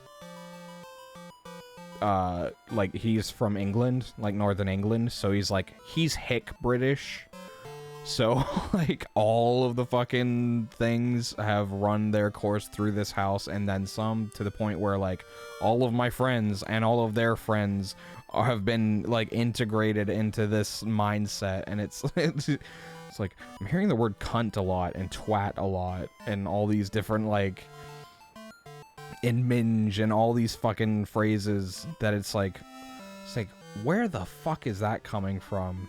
It's coming from the household over that away. And it's not like he's the only one in this town either, but it's just funny. I just don't use it on women. I think there is a time and a place where the term cunt really, really, really, really syncs well with a woman, and it's almost entirely related to their behavior, the way they treat other people, the way they, you know, like, yeah, it's like, there's a time and a place to use that as, like, a backhanded insult. I've desensitized myself to the word cunt because of that, because of the upbringing and the vocabulary used in the household. So that's one of those, like, if someone's like, oh my god, he keeps saying cunt. It's like, I apologize. If you don't like it, you don't have to watch. Like, but you're not even English. You're not British. Why are you saying it so much? Hey, I don't know. Woo, level 10 foraging? Nice. Go you! Woot woot! Noot noot! It's Pengu, everybody.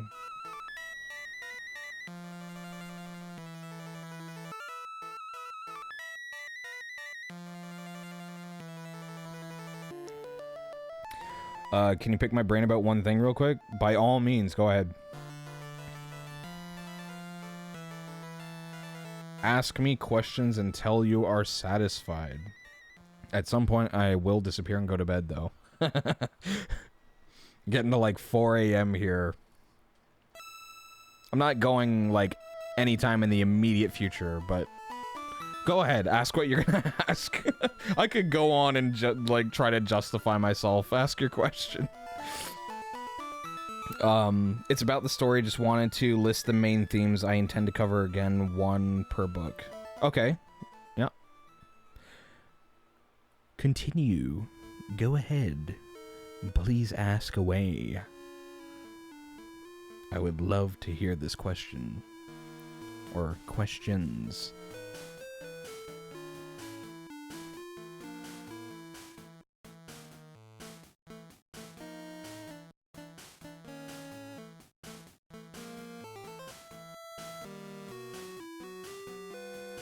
Pokemon music is so fun. I love it. You get both beats of nostalgia and beats of excitement.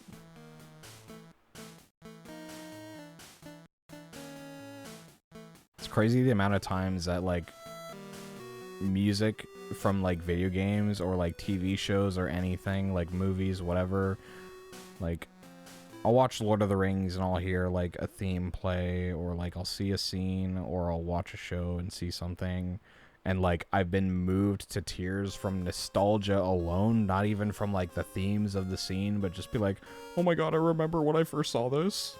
It's so good. There are some times where it's like literally just like you start to like well up and you're like, oh my god, this is so fucking amazing, I love it. I can see this forever. If this was on replay while I'm dead, I'm there for it.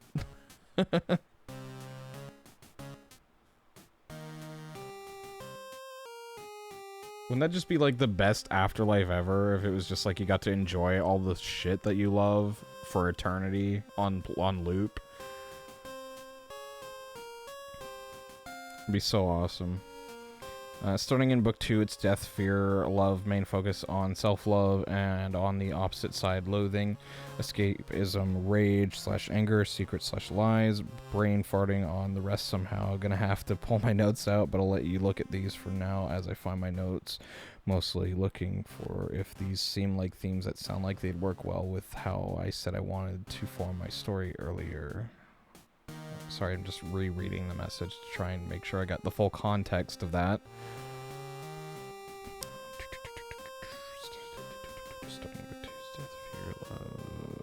I'm muttering to myself, sorry, I'm just trying to make sure I absorb this correctly and answer coherently.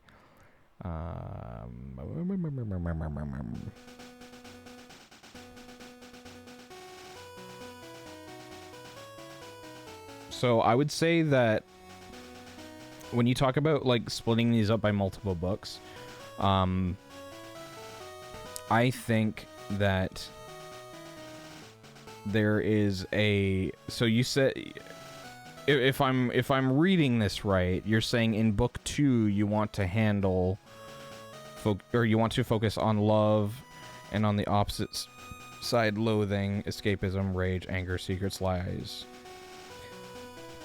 I think that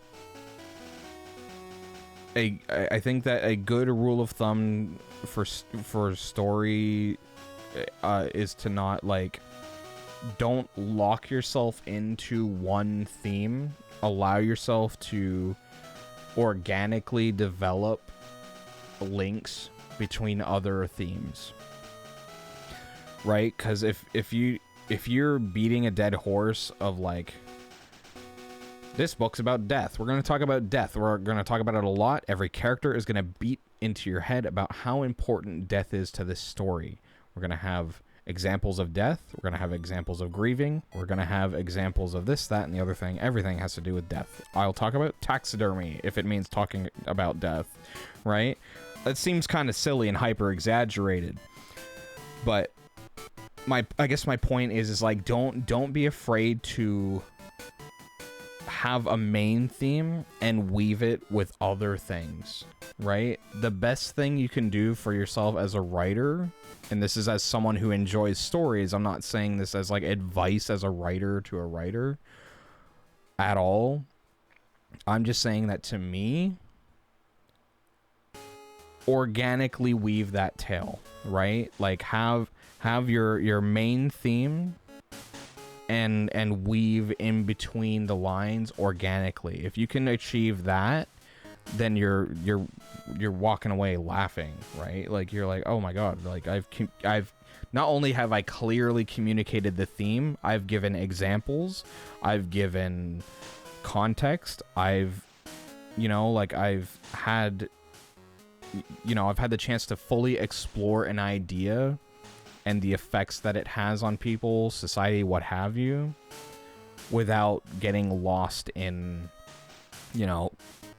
like the root of the issue, which is like, it'd be like at the issue of it if like every single thing, like if you had every character be like, well, that reminds me about when my cousin died or whatever, right? Like if you were just always leaning on that would get a little, like I say, when I say it's like on the nose, sorry, like I just saw that at the end of your follow-up there. But that's kind of what I mean, is that it's like if it's so like in your face and it's like this fucking book is about death and I'm gonna make sure you know it's about death, would be where it's like, okay, you know, like it would get a little exhausting, I would think. At least to me, I'd be like, I get it, you know. Okay, so let me each theme kind of uses the lessons of past themes, and we explore different aspects of it, and I'm trying to not make it super on the nose. Yeah, so you already understand that for sure. Okay, the other arcs I found on my notes were identity, learning to come to terms with who you are at your core. At this point, the focus on the themes become more abstract, and it's not so much about a lesson, and the last one is life. Okay.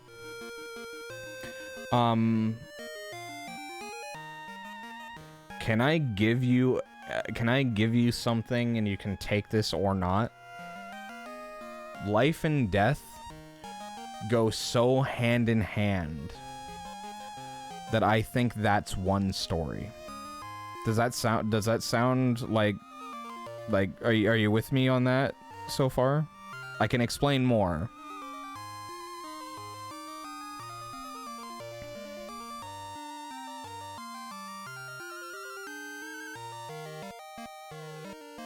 Because I think that's like... I think talking about life and death as two sides of the same coin is very... Yeah, life and death are two sides of the same coin, and dealing with grief, loss, being able to overcome grief and loss and remember the positive... Like, remember people for who they were in life, right? This sounds so obvious, but I guarantee you that balancing the dark with the light is going to be super important for the longevity of the story. Because at some point, if you start, which I guess my presumption would be that you would start with death. That's a presumption, but that seems like the... Oh, this is dark, this is interesting. But if it's nothing but dark, I think it would get, if not annoying, it would become emotionally draining. So you have to provide balance in any story. So it's like, it's not that you have to have polar opposites for everything. It's just that you have to provide enough... what's the word? What's the phrase? Let's see. I don't even know what I'm trying to say there. I'm kind of lost. I guess it's just you have to provide... I guess you have to provide a balance, I guess is what I'm trying to say. I don't know if that makes sense. I am in the after you explain, I shall also explain my reasoning, and you can decide if it's sound enough to validate it. Yeah, I listed them in order the books are going to go. First 5 books are meant to be like 70% dark in tone, 30% humor and or lighthearted, and the last 5 are meant to be a bit more therapeutic in a sense. I see. So, okay. Okay. This theme is kind of distracting. I'm glad it's done now. It's over just as I'm like, for God's sake. Fucking get out of my head.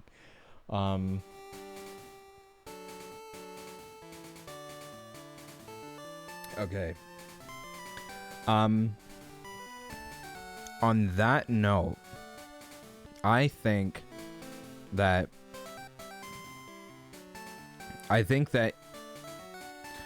you have a solid basis to formulate something really special.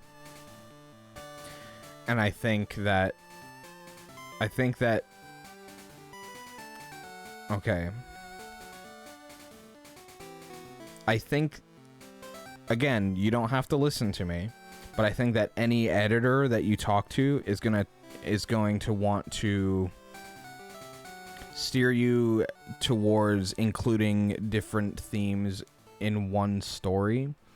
And when you talk about therapeutic, I think that I think that the therapeutic side doesn't have to be relegated to like being the whole crux of a book, unless if your goal is to be like, I guess, explaining a book, because there are sometimes they have like, it's like, I don't know, I don't want to like, I don't know. I want to say like the first thing that came to mind was like the appendices of Tolkien's The Lord of the Rings and The Hobbit. Of Middle Earth, right? The appendices of Middle Earth is to like give you like a detailed like, this is how this shit happened, right? So I think that like having a whole book dedicated to like the therapeutic side of it, I think like just based off of that description alone has me kind of thinking like, okay, so like as long as the book wasn't just like, like the hammering the nail in about like like what we were talking about before, like this, like this is it, this is what we're talking about, because again, I guess like therapy, and I want to use an example of my own to kind of relate to this, is the first therapist I saw practiced in CBT, so it's cognitive behavioral therapy. And the method of cognitive behavioral therapy is looking at your problems and just trying to see it from a different perspective. So it's exactly what you think it is. It's, oh, you're depressed? Well, think about all the reasons that you should be happy. Sorry, I just knocked my microphone. But it's, it's like think of all the things that you have in your life that you didn't have before, or like think of the positive aspects of this, like, oh, you ended a long-term relationship. Think of how much freedom you have to hang out with friends and stuff. And it's like, that's not always helpful, right? So it's easy to be like, yeah, just fucking like get out of bed in the morning, right? Like just try getting out of bed. Fuck, like, that kind of simple, non-essential kind of shit is where I think CBT is really helpful. But it's also really bullshit for like trauma and dealing with things like that, because it's literally therapy in the sense of, you have problems, don't think about them. It's like, yeah, it's that simple, you fucking idiot. Like, so it's kind of like, like I guess yeah, it's kind of, there's a danger of almost being like too rooted in therapy and trying to be like, look at the bright side, or look at this, that, or the other thing. So I guess like it's kind of, when you say like you have 5 books that are dark and then 5 books that are therapeutic, my mindset goes, we've experienced all this bad shit. Now let me tell you why how to get over it, right? So that's kind of like what I want to impart is like as long as you stay away from that trap, you'll be golden. I'm sure you know that. I'm sure you have a clearer vision, and you've only communicated the tip of the iceberg. But that's just the kind of, that's sort of what was imprinted on me when you said that.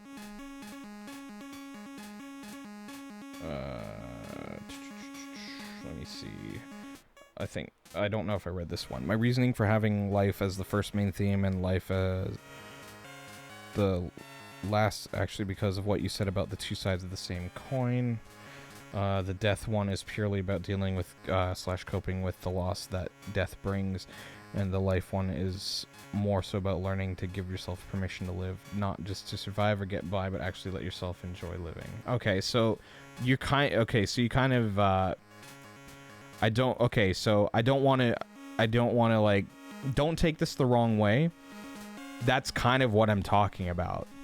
When I'm talking about like life and death and being like two sides of the same coin, you just described in that paragraph, that sentence, whatever you want to call that, exactly what I mean about life and death being two sides of the same coin, and the story be like dealing with and coping with the loss that death brings, and all that, and like, and learning to give yourself permission to live. That is exactly the same mindset. right? It's dealing with loss, how you overcome it. And I think that, and I think an editor would probably tell you this too. Again, but having that be a part of one cohesive story, to me, reads a lot better than having a whole series of books to explain why that makes sense. Does that come across right? I don't know. I think I think it's very important to, what you have is good. Everything you've said sounds interesting. It sounds smart. That sounds like something I would actually read, and I don't read a lot. But that's the just like the first book is just, sorry, I'm falling a little bit behind here.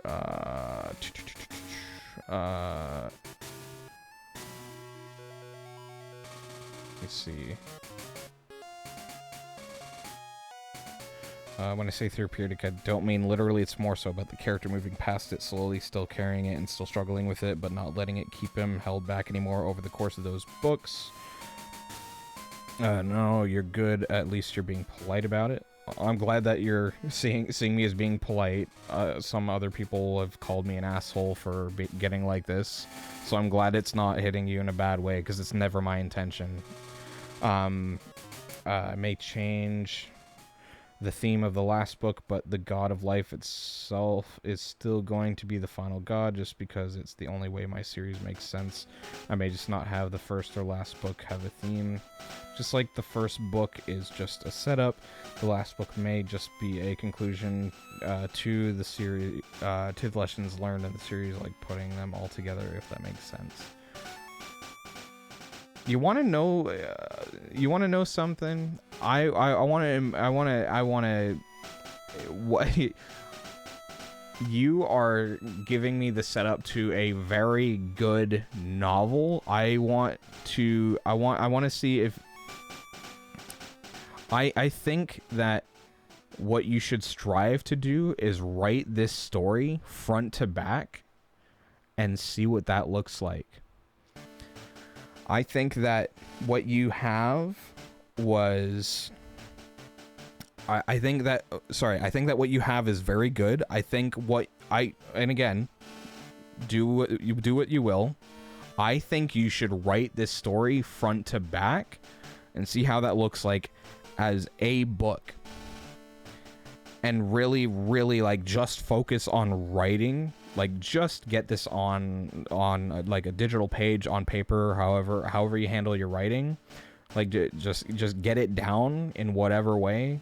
If it's like a fucking, like, if it's like a 5,000 page book, right?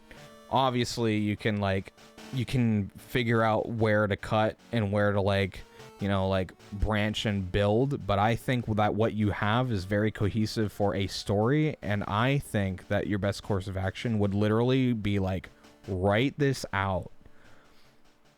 Write it out front to back. Figure out the splits later, right? Don't go into it with the intention of, like, I need 10 books. Go into it with the intention of, I have this story, and just fucking, like, just crank it out. Get the story through. Get it, you know, like, have everything on, like, on a page, and, like, yeah, and then figure that shit out later. Because, again, it sounds interesting.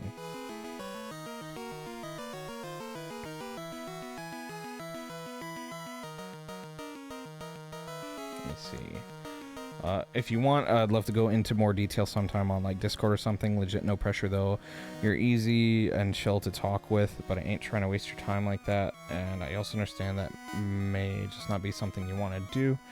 I have a ton of story worked out for each thing. Honestly, the 10 books is less concrete than I make it sound. New one. It's definitely 10 arcs, but that may not translate to 10 books. Definitely around 7 or 8 at least, though, I'd say. Like, yeah, so... to your overall thing, I'll address the Discord thing at the very end. I just want to like make sure that I level with you completely. Like I said, that whole, like, spiel I did about, like, just get it down. I think that is the the #1 priority here is to like get this book ended front to back, start to end, just have it all down and figure out how to connect the pieces later. Because right, you may find that you have enough material for 10 books, and then you write it front to back and you're like, oh, this is like a, you know, like this is a 600-page novel, right? It may not be 10 books. You might have one really, really good book, right? But you don't know until you start that journey. When you finish is when you're like, okay, how do I split this?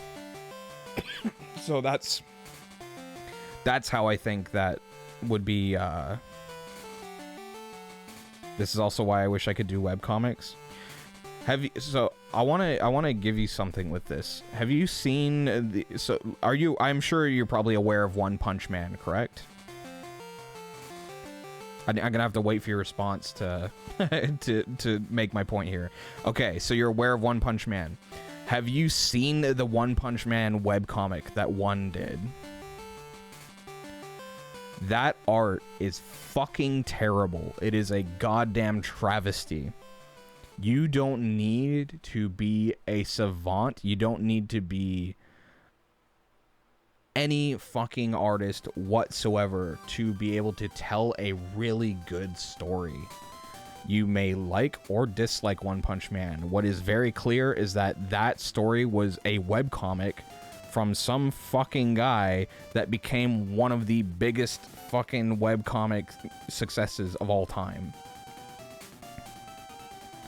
It like what goes into it is literally the effort to tell something amazing,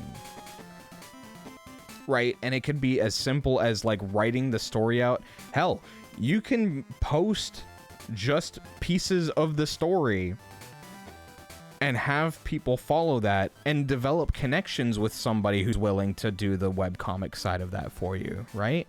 Hell, you can pitch that story as a vision for a webcomic, right? There's so many avenues, and I think this is something that is like really that you should really consider is like maybe even to like using some of your ideas to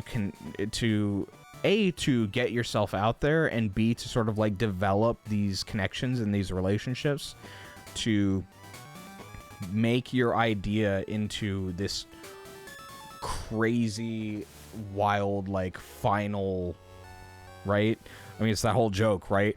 I'm not even in my final form, right? But you don't need to, you know, like you don't need to like go into it with like with all these like misconceptions and all these like, and again, we did talk about this earlier about like putting yourself down or putting down your ideas. I want to completely throw out there, you don't know until you start. That's always the thing. So I would say like write the story, share pieces of information, or maybe even like post the odd chapter on like some like web comic forum or something. I mean, like, stories don't need art to be good stories. I'm sure you know that better than anybody, right? So like I said, I think like the main thing is literally like, yeah, you have a story to tell, so tell it, right? Whatever form that takes. If someone gravitates towards it and is like, oh my god, this is a TV series, it has to be, or like oh my god, a comic, yes, 100%, right? Because comic artists are gonna want to be like, cool, I mean, like, is this shonen? Is this like some fucking wild ass, like, can I make something comic-y about this, right? It's like there's so many things that go into like the entertainment, and like the entertainment industry. It's baffling, but what you have sounds fucking cool. I want you to focus on that and like put it down on paper. For sure. 100%. If I could impart anything, it's like you have a good story, work on it. Let me catch up with the typing here. So you said, it's also why I wish I could do web comics. We just call each god's arc a season and call it there. You were saying yes when I was mentioning One Punch Man. I legit can't draw. I have hands that constantly shake. My hands are fucking terrible. My okay, so I use just to address that point in particular. I have a drawing pad in Photoshop. I do all my stuff in Photoshop. My drawing and my steadiness of hand is so fucking awful. I use a setting called smoothness, which is like line correction for that exact reason. So it's one of those, like, it can be done, right? And this isn't good, but like you understand what I'm going for when I have this. I'm not like my art's not great, but it's like, oh shit, you know? It's like line correction exists to help you with that problem. It's like, and it goes in percentages from 0 to 100% correction. So like there are tools to help you with lack of steadiness, with all kinds of stuff. Like it make like all these lines, like I don't want to fucking, like, I didn't make my character have smooth line art. That was smoothness. That was software going like, oh shit, your lines are garbage, let me fucking fix that for you, buddy. Like that is why my avatar looks, I guess, as quote unquote good as it does. It has nothing to do with my skill as an artist and everything to do with intention. So if you know what you want something to look like, that is the basis of starting the art. I just want to leave you with that. Thinking about maybe doing a web novel series. That's actually why I'm considering web novels, because I've seen some web novels get made into comics, sometimes even animes. Yep, you're 100% correct. That is definitely it's been happening more and more a lot recently, for sure. This is also just the first series in a shared universe I planned out. The other stories I haven't worked out too much, but they are all loosely connected till the last thing I have planned. And then I said, or you said, that's okay. Okay, well, thanks, neat. Or that's neat, whatever. I messed up a word. But yeah, yeah, I think that what you have there is like a very you have like a strong potential to create something special. I think that, like I said, write your story, and the shape and everything that comes after, like, definitely keep it in mind, but don't think of every possible step as an obstacle to why you shouldn't. That might sound like, you know, out of pocket. The intention is literally like, you know, don't let the, because this is somebody with deep-rooted anxiety telling you don't let every little thing be an obstacle to why you can't or shouldn't do it. Because everything you've told me sounds fucking awesome. I think you should do it.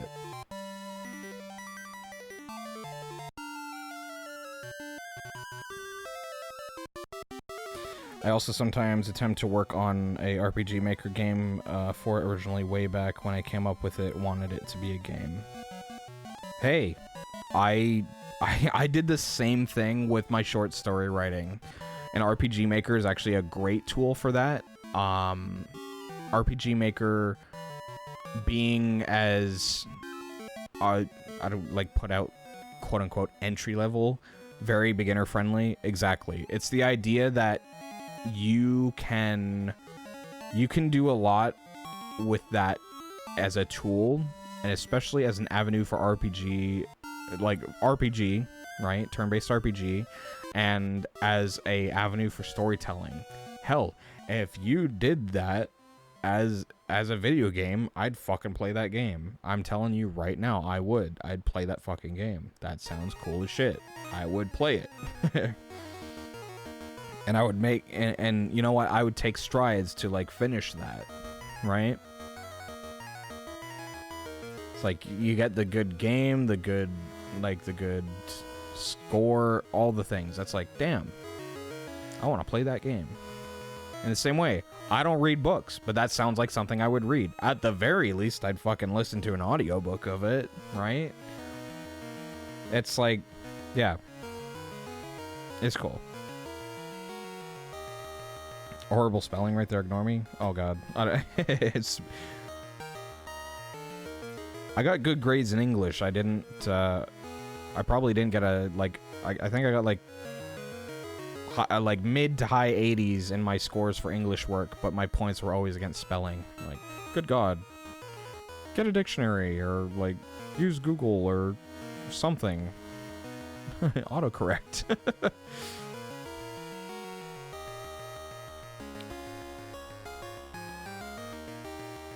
Had this one idea for a game mechanic to turn each character's mental health issue into a built-in combat game mechanic. Also like the idea of protagonists having the ability to sit in a chair in their house, flashback, playable flashback to see adventures he had between games, and then you can go to where he buried any loot at the end of the flashback to get it as a reward. Yeah, that's cool. That sounds pretty neat. It sounds like something that I've played before, just with different context. I can't even remember what the game is. That sounds familiar, but that sounds like a really cool way to handle that. Thematically, story-wise, and then some.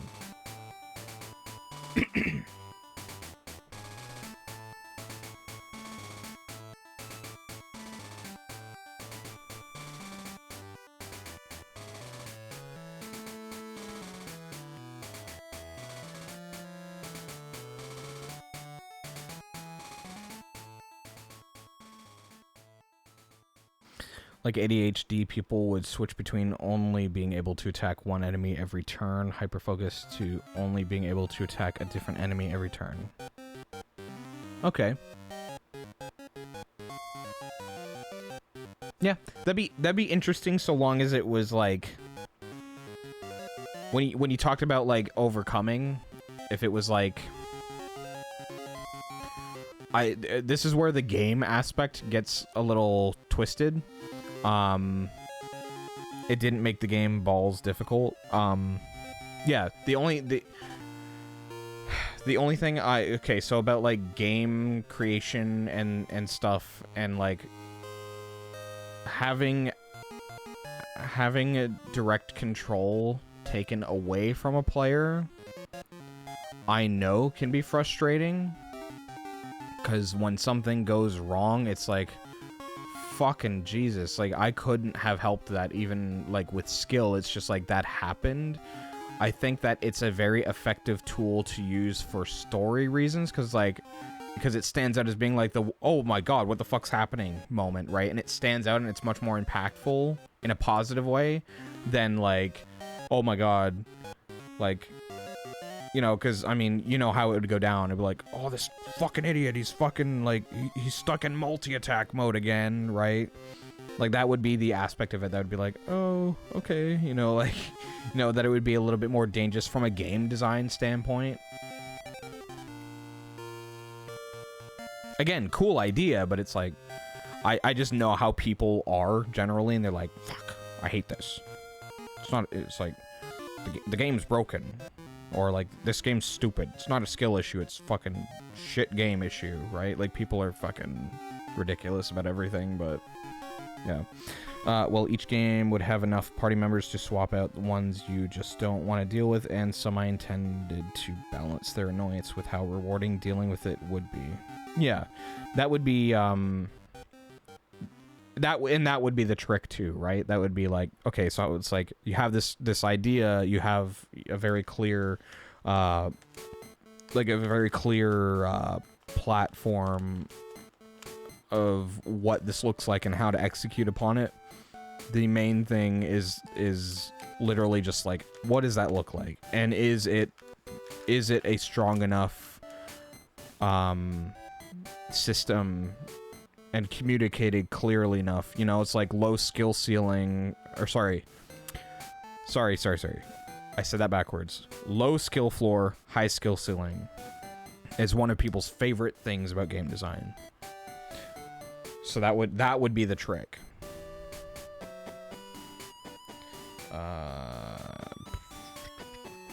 And most wouldn't be in more than one of the games because protagonists are immortal, the others aren't, and it takes place over millennia. Yep.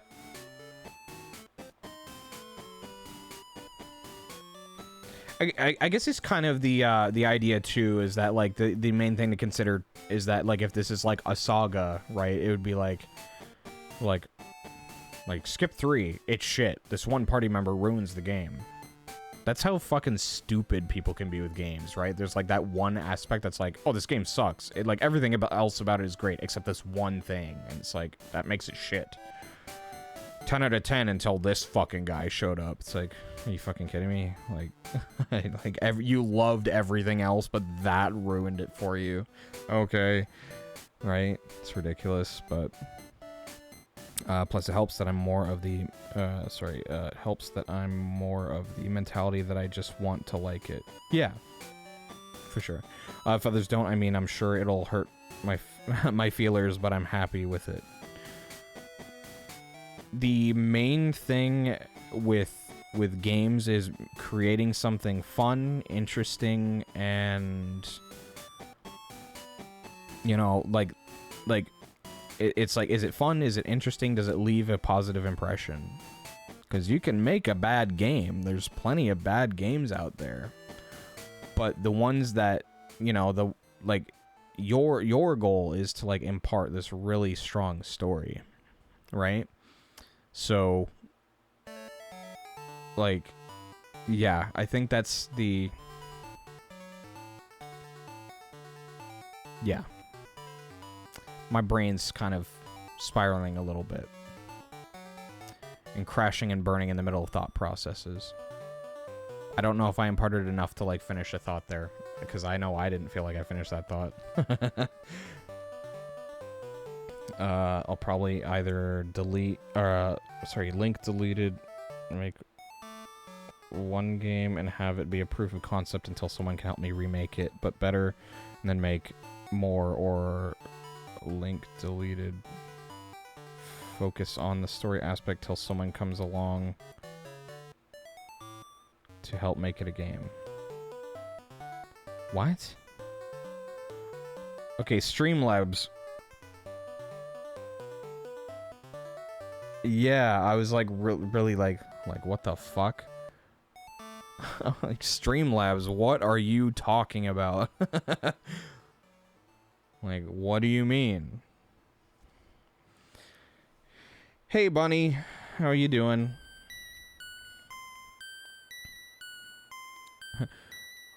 What are you doing up at this hour?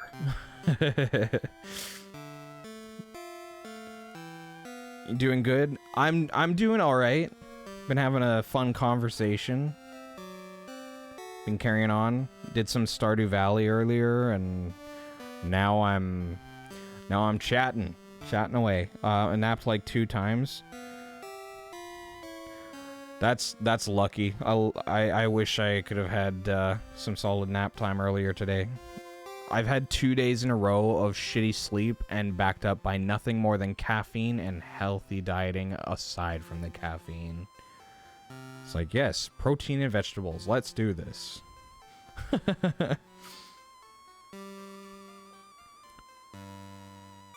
Fun, lie to me more. I have insomnia. I understand this sleep struggle. Oh, yeah. I worked till 2 p.m., then been asleep almost all day. Like, so did you work like a night shift and you worked till 2 p.m., or was it like just morning until 2 p.m.?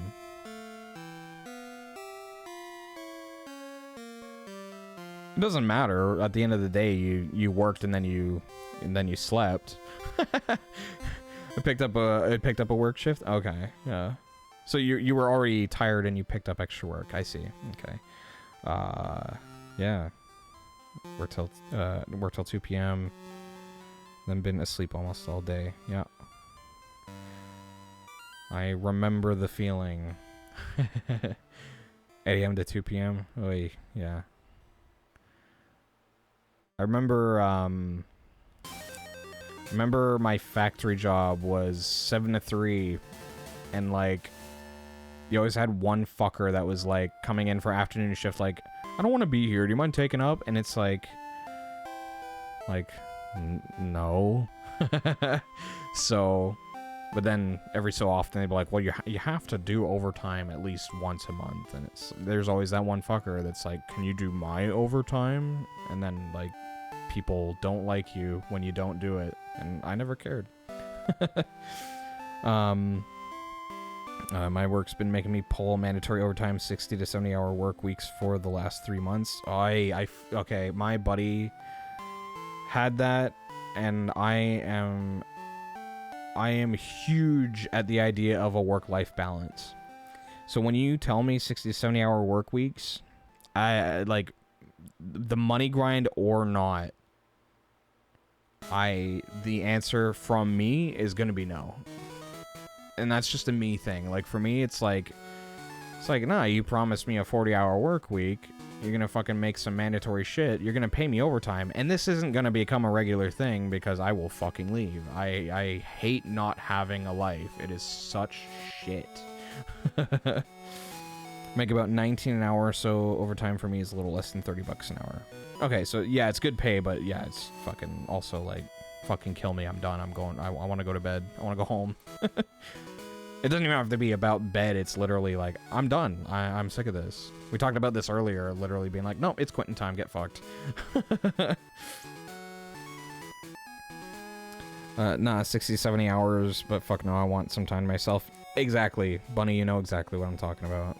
Mental health is at an all-time high, he said sarcastically. Yeah.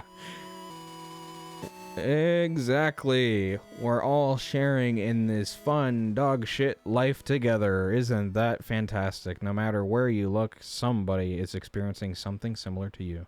It might not be exact, but someone is experiencing some bullshit. Just like you.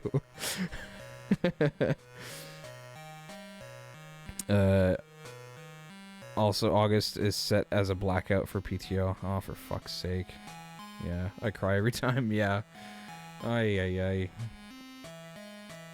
Companies get the fucking nerve to be like, yeah, paid time off. Fucking dog shit, dude.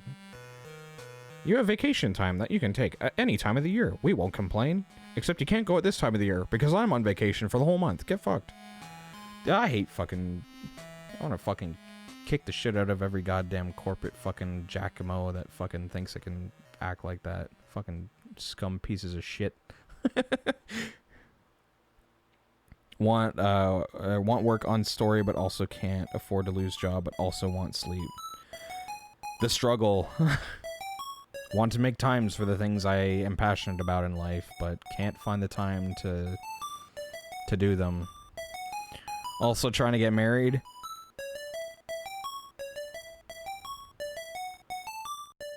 My fellow human.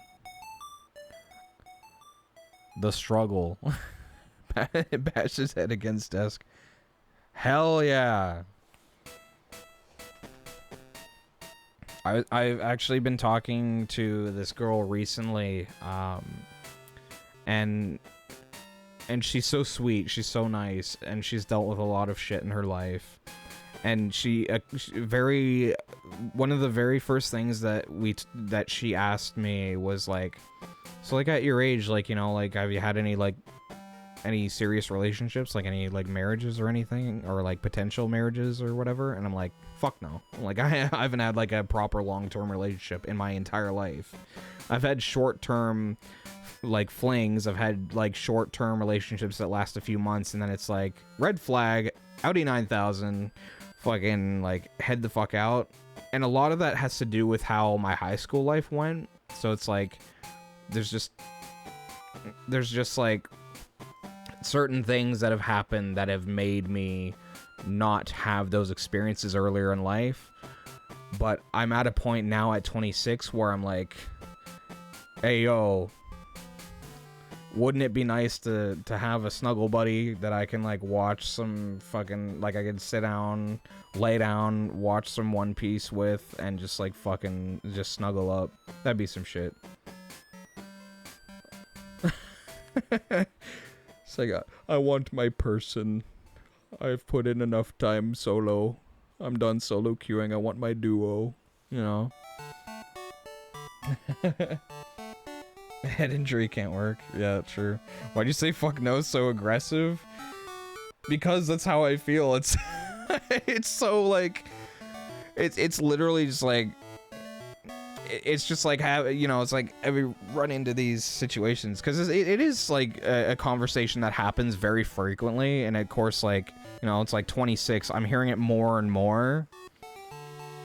It's you know, like talking with family, talking with friends. It's just like, it's like I always get the thing. It's like, my guy, you gotta get somebody, and it's like, okay, but I don't just want.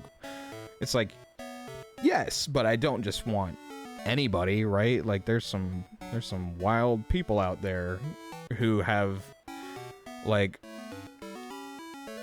I guess like they haven't achieved emotional maturity. I know I'm not entirely emotionally mature, and I know that I have shit to deal with. So right, it's like I want somebody, but I also want to go into it like at least like marginally like better off. I don't know.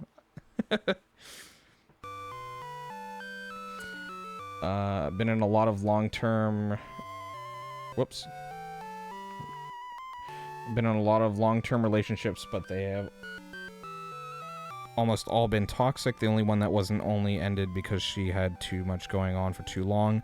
And I was like, listen, I like me time a lot, but I mean, I kind of want to see you sometimes at least. You're speaking his truth as fuck no. Yes. Okay, real quick side note, don't get me wrong, if you want it, cool, but I do hate the mentality of you have to get somebody. Nah, it ain't for everyone, fuck out of here. I mean, that's the mentality I've been living with for a long time. And I, like, again, it's like, as time goes by and, like, my friends become less and less available because of their relationships, I'm like, fuck, dude, I need me somebody in my life who's gonna be there, and who's gonna be, you know, invested in me, and I can invest in them just as much, right? Like, you know, like the term codependent is used with such like such disdain, but I think like my internal monologue of codependence is like, you rely on each other. I want that. I want to rely on someone and for them to rely on me. I don't know if that came out clearer, but my relationships were so shit. Yeah, I say, I've seen so many shitty relationships that I like earlier in my 20s and late teens, I was like, I don't ever want to date anybody. Fuck that, I'm done. Like, but you know, at some point we all need somebody, whatever form that takes. You know, it's completely whatever. Not saying that too such about you, by the way. Nope. Didn't see anything wrong with that. I don't think there was anything wrong with it anyway. Like I didn't mean it as a fuck you specifically for thinking that way. Basically, I just want kids now, but also I'm afraid of fucking them up like I'm fucked up. Yay. Okay, so I want to quickly add some music back to the stream. Give me 2 seconds, and then I will be right back to saying what I was gonna say. 1 whole hour, goddamn.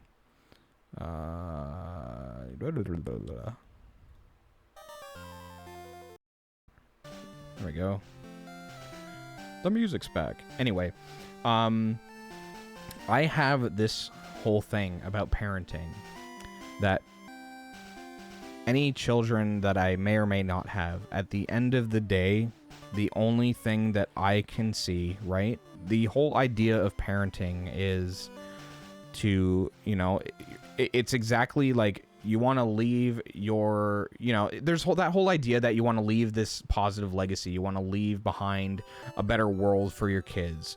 I don't think that necessarily means exactly what it says on paper, as in like, oh, everything, you know, like everything in this world needs to be better for my kids. What you need to do is make sure that the world that your kids grow up in, like socially, like all like family issues, is at least take the mistakes that you noticed from your own parenting and try to correct that with your kids. Try to, you know, like, you know, your mom wasn't a very good listener. Try to be a better listener. Like, your dad was a, you know, like your dad was a like crass or like abusive. You didn't like that. Don't do it, right? Like, it's kind of, you know, that's kind of like the, and you know, that's like very on the nose, and maybe, I don't know if that sounds like pretentious or anything, but the whole like idea is just like, you know, whatever you didn't like about what your parents, like how your parents raised you, build off of that. But, you know, at the end of the day, like, you can't control society. You can control what you impart on your children. It's not about controlling your children and everything to do with being there, being like being the best role model that you possibly can, and maybe if you're not the role model, making sure that your child is allowed to find a good role model, someone that they can look up to and someone that they can really learn from positively, right? That's all you can hope for, is that your child grows up and, you know, like, because that's the whole thing, is, do you want to have kids and have them grow up to fucking hate you? No, right? Like, and as much as you probably, like, if you have a bad relationship with your parents, you probably don't want to hate your parents, but you just have that relationship, right? So, you know, it's like, just take that and build off of it, right? You don't want that, so don't provide that, right? I don't have kids of my own, but I'd like to think that when I eventually do have kids, that I'll be of sound mind, and I have that self-reflection to look at that and be like, cool, what are we doing? And then roll with the punches from there, right? We come to this scenario, right? We talked a bit earlier about gender identity. We talked a bit about mental health. Like as we get to these steps in life, is to be able to make sure that you're someone that they can talk to, someone that, you know, it's like, you don't have to have all the answers to everything, but being open and accepting and generous with your time and so many things, right, is like parenting, like, is like, it's daunting. I'm gonna create this human being and I'm gonna fucking ruin them for life. At the end of the day, right, it's like, if you've got a decent head on your shoulders and you can say to yourself, I don't want them to be as fucked up as I am, then you already have a leg up on the people who are just like, oh man, these kids are fucking tax write-off. It's like, well, that person's a piece of shit and they shouldn't have kids, right? Like, fuck them. But anyway, let me catch up here. I'm waiting until I'm in a good mental health spot to have kids, and I don't know if I want multiple kids, and that's totally fine. That's like, again, it's it's not that, like, being prepared has always been a huge proponent of mine. I've grown up around way too many people who just fucking had kids, like, they were just like, man, can't stop fucking without a condom, and whoops, we forgot to do birth control. Oh, whoops, we forgot the plan B. Or someone's really, really fucking fertile in that relationship. There's so many things that can happen, but I know so many young people that I went to school with that had kids and cannot fucking make it work, right? It's just like, oh my god, like, you know, and again, it's not that it's easy to make things work. It really isn't, but it's like, there's, you know, like, you don't do yourself any favors by being 18 and going like, I want a family. And then it's like, cool, have you finished a college degree, or have you, you know, like, are you set financially to provide for this family that you're about to have, you know? And again, like, for me, it's like, I really want to be in a spot where I can, A, take care of myself financially without going, oh, fuck, do I have enough money for groceries, right? I mean, there's always going to be that thought of, do I have enough money for anything? But it's just, I don't know, it's like basic necessity. Can I take care of myself? Can I take care of another person? And can I take care of another little person on top of that? Right? That's my mindset when it comes to like preparedness for kids. I'm not even like thinking about like the whole, like, what happens when this happens. Hey, when I get to it, we'll find out. But I don't know. I gotta catch up with the text again. Success, hold on. Success isn't necessarily having a wife, husband, kids, and a house. Maybe success to them will be having an apartment and being single and just trying to get by while pursuing their crazy but not harmful passions. Exactly. I mean, like I said, you don't ever have to have a partner or kids. It's not a must-do go-to, like, this is life and its essentials. Everyone is different. You could live your whole life without a partner and feel justified and feel fully fulfilled. My thing is, I know I wouldn't. That's like my thing would, like, one of my biggest fears is dying alone and having no one there. Like, because I'm already fucking I'm deathly afraid of death. I'm deathly afraid of, in my mind, the potential for nothing, right? So it's like, I don't remember anything from before I was born. I remember what the blip that is my life. And I don't like the fact that there's gonna someday, possibly, in my mind, just be nothing. That shit fucking scares me. I want to live a good life. I want to leave a positive impression. I want to make good friends. I want to have a strong relationship with my family and friends, and live a really, you know, like, fulfilled life, so that when I get to that point, I'm like, you know what? It's time. You know, like, when I can just sort of drift off for my eternal rest and be like, you know what? That was great. You know, like, if this is it, my experience in existence, I want to be able to die smiling, not psychotically, but just like, all right, that was good. You know, that's the desire. New stream name: Parenting Advice with Gojo, or Life Advice with Jujutsu Kaisen. Sorry, I don't even know if you got your name from that, but that's what I think of with Gojo. Yeah, every single person that I've played so many games of Valorant where people are like, hey, Gojo, how do you like it Season 2? And I'm just like, bruh. It's like, I get the link, but it's just a name that I gave to my avatar. I mean, some people call me JJ, some people call me Josh. They're all accurate.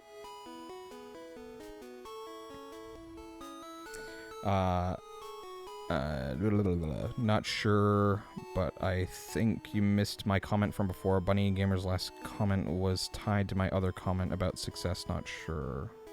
What did I miss? A wife, husband, maybe success. Yeah, no, I guess I kind of understood the tie to that. I was just reading through, trying to catch up. I think I did. I don't know if it sounded like I didn't. I really intended to answer that wholly and not be like, oh, well, here we are, you know. I don't know. Okay, I wasn't sure. Yeah, no worries. I saw it. I understood it. I understood that reference. Captain America, everybody. I'm also tired brain but unable to sleep because heck me, I guess. Hey, welcome to the club. We're here. We're doing it. It's 4:56 a.m. in this current time zone. Here we are. I was up till 7:30 a.m. yesterday, and that's probably going to be the case again today. At least. It could be worse. I've gone well past any desired time. One of my close friends, Liam, who I do a lot of content with, very much, I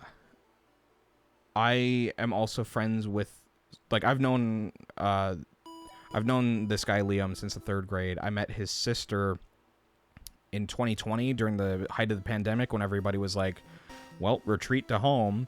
Like, I ain't fucking paying rent in this economy where I can't work, and it's like, yep, that makes sense, right? But I met his sister, really connected well with her. The first time we had like a long conversation, that Discord call went on till fucking goddamn 10:30 a.m. And that started at 7:30 p.m. the night before. And I was like, good golly, Miss Molly, we've been talking forever. I'm gonna go to bed. And it's just like, oh my god, it is 10:30 a.m. Holy shit, like, I'm gonna get no sleep. I'm gonna have to, like, power through. And I'm like, what do you have to do today? Nothing. Well, go ahead and fucking sleep.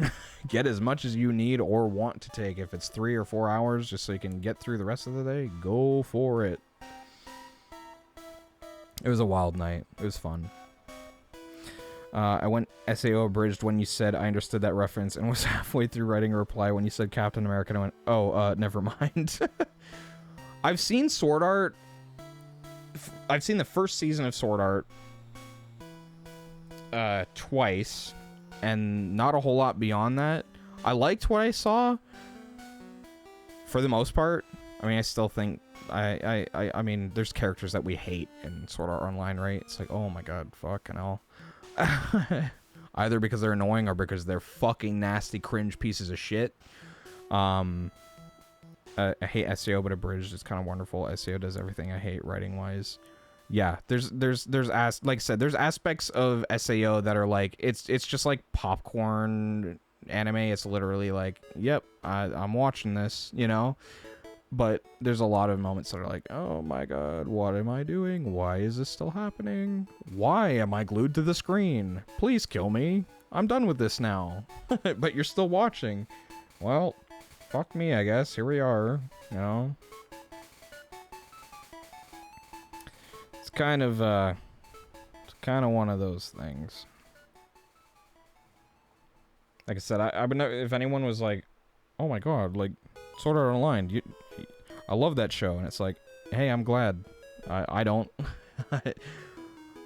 I get it, right? There's things to like about it, just like with anything, really. I mean, like, so there's something out there for everybody. Doesn't mean I have to like it. I don't hate Sword Art Online, but it's definitely not anywhere on any top list of mine for anything, really. Maybe a couple performances, but I'm, like, huge into acting, too, so... by the way, mentioning that long Discord call reminded me, real quick, let me just say, not trying to pressure you, I just generally don't remember if we talked about the Discord thing from earlier when talking about my story. If it's no, that's 100% cool, just don't know if we actually returned to that or not. We didn't, actually. I said I was going to address that. I'm really glad that you mentioned that. Jesus, I apologize. That is my bad. Give me 1 second here. I will post a link to my Discord server. It is very small. It is just me and Doff from earlier. Yeah. No, I'm really glad you brought that up again, because I fucking forgot for sure. There you go. I don't know if there's a command. Let me see.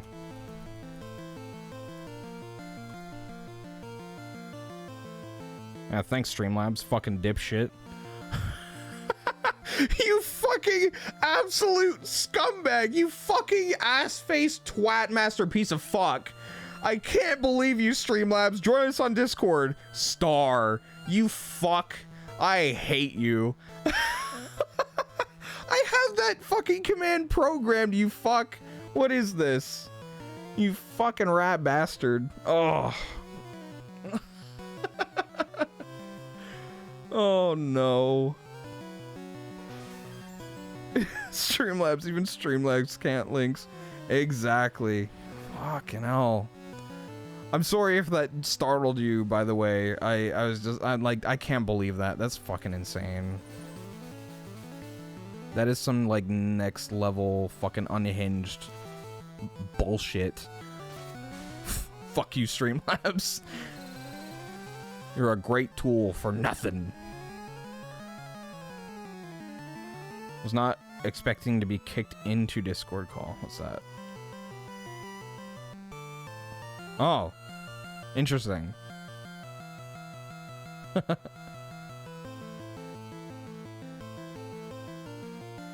I wasn't sure. I didn't know that that thing was going to do that either.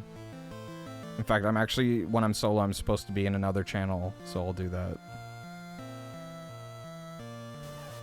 I don't even know why that booted you into voice channels. I'm going to have to look at my settings.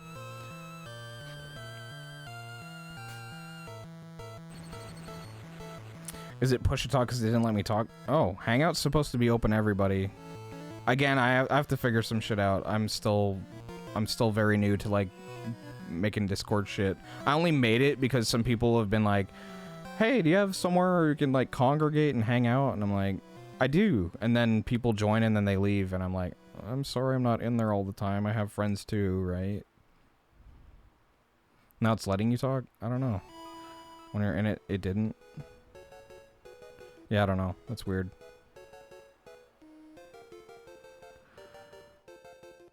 I don't know.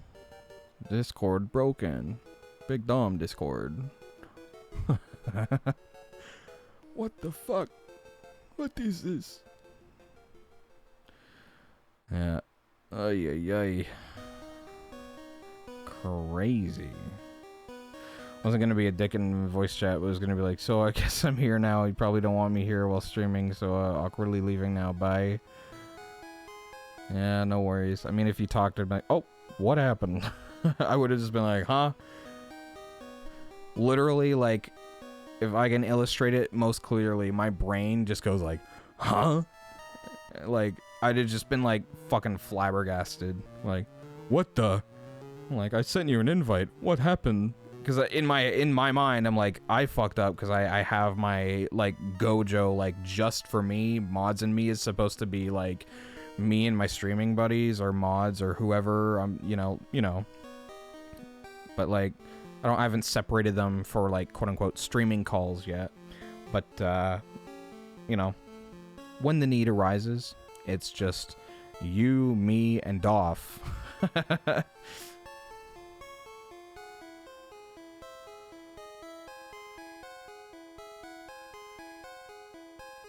Oh, important cue about your stream. Do you have a usual stream time frame or specific schedule? So it is currently 5:04 in the morning, Eastern time. I'm in Canada. I try to stream. I'm trying to stream every day that I can. You're an hour behind. That works plentiful. That is amazing. Golden opportunity. Central time zone. Very good time zone. That's the time zone that the girl I'm talking to lives in. So it works for me. I have that time slot in mind. Yeah, so I normally I try to start at 10 p.m. Eastern time. So it'll be 9 p.m. for you. But yeah, I try to start at 10 just because it's like, it's the time that I'm like least disturbing other people, and also the time that I'm less likely to be disturbed, if that makes sense. And I try to stream often. I never promise every day, but I also try to give heads up when it's not gonna be the next day. So like if I'm if like say tomorrow, if I go like, oh well, I'm probably not gonna stream tomorrow because like I'm taking a mental health day, like, you know, cry about it. But yeah, like, I try to stream more frequently. I want to develop a proper schedule. My problem is that, like, my days get so out of whack, and I'm on, like, contract work that can literally be like, oh, I have no work this week, or like, oh, I've got 5 days of work this week. But I would always let that stuff kind of go, like, whenever. I've currently put a hold on all except my writing creative stuff I do until the office I'm getting renovated and the house gets done, because I want to just have a space. Yeah, no, exactly, 100%. A space is important.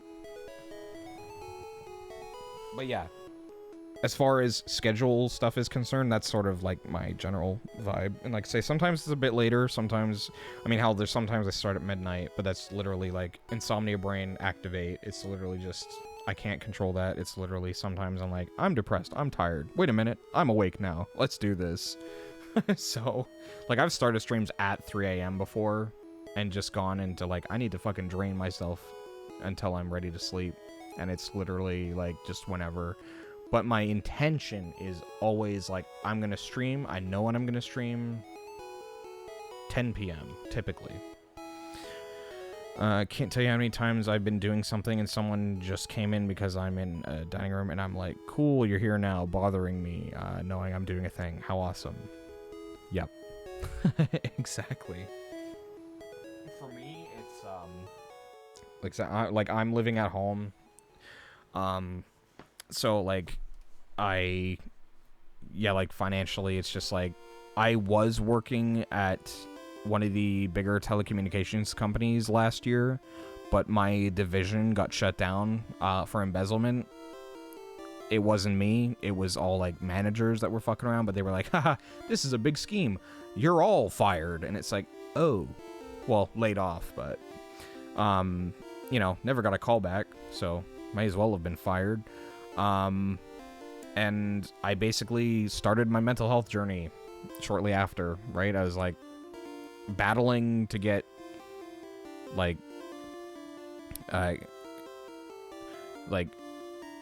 employment insurance, EI, workers' comp, whatever you want to call it, and just, like, going to therapy and starting contract work. Like, I back end my bills, I take care of them, and it's a temporary place of being, but I'm not trying to beat myself up too much about it, because living is expensive. Rent in the dankest places in Canada right now costs around $1,800. My brother is living with his girlfriend, and it fucking stinks. $1,800 for a literal fucking garbage bin to live in with his girlfriend and their cat. Tiny fucking place, piece of shit, walls are rotting, floors rotting. $1,800. That is just for the space. Not the fucking electricity, not the groceries, not the internet, not the anything. Their bills come up to roughly about $3,100 a month. He makes $3,400 a month. But he also has to pay her bills because she's dealing with mental health and physical health issues. So it's like he, like, in and out of debt constantly. So it's like that's not the situation I want to be in. So I'm like, hey, I'm either moving in with a bunch of roommates, or I'm, like, in a relationship where we are financially able to conquer that together. So, like, my whole thing is like, no, I'm not gonna fucking live to have a roof over my head. Like, get fucked. I'm not working 80-hour work week just to have a roof over my head. Not happening. Not my goal in life. And my folks are fine with that. I'm paying them rent to be here, so it is, you know, it's cool. Preach. My last year sucked ass. I feel like if I explain my current situation without context, I'd sound like I got nothing to complain about living situation, but dear Lord, getting here over the last year was probably the worst time period of my life. Gotta love the chaos of life. Yeah, for sure. It's fucking wild. People got some shit going on. It's crazy. It's always fucking wild. Doesn't matter who you talk to. There's something wild going on. Hey, and if it's not financial trouble, they're probably invested in some really dark, crazy shit. In fact, if they're rich, they're guaranteed to have some weird, dark, crazy shit going on in their life. Everyone's got something. Take your fucking pick. Pick your poison. Someone's got some bullshit going on.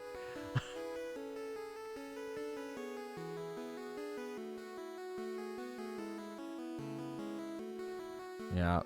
Well, and, like, just before that telecommunication company, too, as well, like, that was my GameStop job, like, a few months before that, and oh my god, like, I was there for, like, 4 years, and I was, like, I spent 2.5 of those years as acting assistant manager with, like, no, like, when the assistant manager position opens up, it's yours.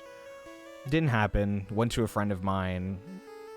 Then he didn't get the position, and then they didn't think twice about offering me the position after the fact. It was fucking ridiculous. It was a piece of shit. So I was like, nope, I've been here for 4 years, and my promised advancement is now slipped between my fingers. And their riposte to that, like, their fucking epic counter attack was like, oh, we can transfer you 3 hours away. It's like, for $18 an hour? Are you fucking insane? I'm gonna move my entire life 3 hours away for $18 an hour? I don't think so. Ridiculous. And again, by myself, right? It's not like I had a partner to like help carry that move, but I don't know. I still would have said no. Almost lost the house I've lived in my whole life. My closest mother figure died, and my best only friend followed within a week, and then it was just debt and anxiety for a long time until I managed to reclaim my grandma's house and take ownership of it. Gotta love companies. I empathize. I lost my close friend who was like a brother to me in 2021. Not anything related to the pandemic. He just had a very long struggle with mental health and drugs, and the drugs got him eventually. I believe so what happened was that he and another friend were together. They took the drugs together. The one who died passed out, walked away from it mostly okay. The other one, who's still alive to this day and struggles with guilt constantly, is currently still recovering from the injuries he sustained due to compartment syndrome. So he had passed out. He had a fridge fall on him. He was laying on his right arm and his right. Well, I guess he was laying on his right side, so he was compressing his arm and his leg for 24 hours. Fridge fell on him, hit his head, so he lost the control, like muscle control of his right arm and his right leg, and he also had a stroke. He's still here. He is struggling, but he is like, I guess, I don't know if you want to call it like mostly okay, as in like he struggles to remember things more than he did before, but he's like coherent. He can drive, he can, he can talk fine, he can interact and engage, but it's a struggle, and it's I see it all the time, and it's just gotta be there for him. It's crazy, but yeah. Anyway, the other friend, the whole thing with him was that he passed away. We believe that he took his own life because the other friend was in the hospital, and everyone was like, "You fucking ruined his life. You killed him. This, that, or whatever." Like mixed messaging, and it was our thoughts that because again the stroke happened, and everyone's like, "You killed him. He's fucking dead because of you." And we think he took his own life overdosing. He's like, "Dude, if my brother's gone down, I'm going with them." So that's sort of like the thing that makes sense, just because like text messages, posts he put on social media the day before he died definitely lead us to believe that was the case. So it's something I'm comfortable talking about. Like I've dealt with the grief, and like I think about him a lot, but it's a crazy thing that happened, that it's like that happened in my life, and the legacy that he left is a positive impression of someone who always wanted to be there and always be a very good friend regardless of the shit he was going through. So he was a great guy, and he's chronicalized on I had mentioned earlier the YouTube channel that I've been working on for over 10 years. He was one of the first people to do that with me, and there is so much footage of him to preserve his memory and who he was as a person. Like, I'm so glad that I have that for him. But it's definitely like a loss that hits often, for sure. Definitely every year around the anniversary of his death, and every time around his birthday. We're sorry to hear that. Really, just a tough time. Yeah, it's wild. Not a religious man, but my thoughts definitely go out to him. Yeah, I honestly I'm not either, but it's like, it's the. Like, I remember how much it broke me in the moment, and I could not even wrap my head around the fact that, like, I talked before, right, about how like the impermanence of life and how like one day that the lights fade and that's it, right? Curtains closed and they never open up again. Right? That to me is like the loss of life and potential is like that's where the grief hit the hardest, is like this guy was so brilliant and we lost him at like 23 years old, right? I like I've had people in my family die, but they were all old. And when someone's old and they've lived a full life, it sucks. It's sad that they're no longer here, but they've lived a full life, right? He will never have that chance to like live life, to like get back on the horse, to like to like to live, to love, to like be anything he wanted. That's the grief. That's the biggest loss.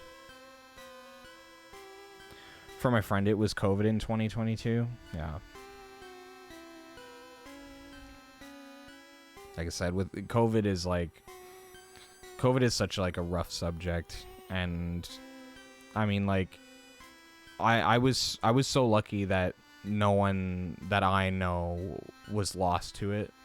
And I say no one that I know. I'm sure there's people that I'm related to or someone that, like a friend of somebody who was lost to COVID. But I'm lucky that no one in my immediate family or anyone in my immediate circle was lost to it. We all had it and we're lucky enough to be like, oh, like, you know, it's like the flu, right? Like, that's some fucking luck that none of us were compromised in any way that caused us to be taken or have our lives cut short, right?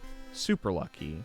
And my thoughts always go out to people who didn't get that benefit, because that sucks. That fucking blows hard.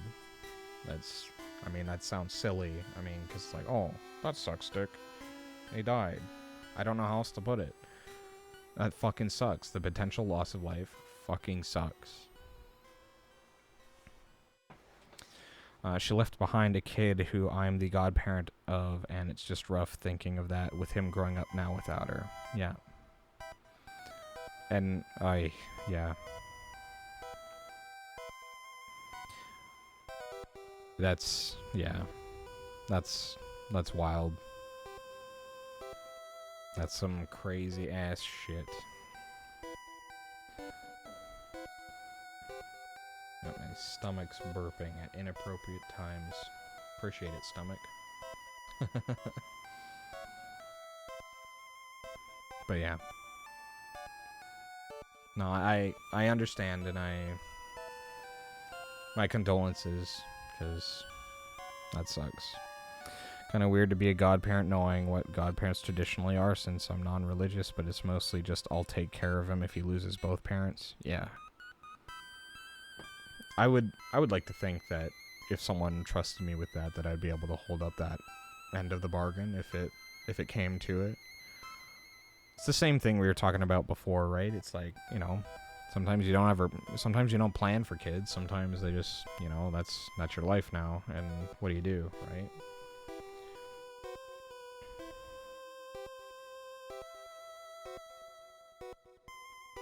But yeah.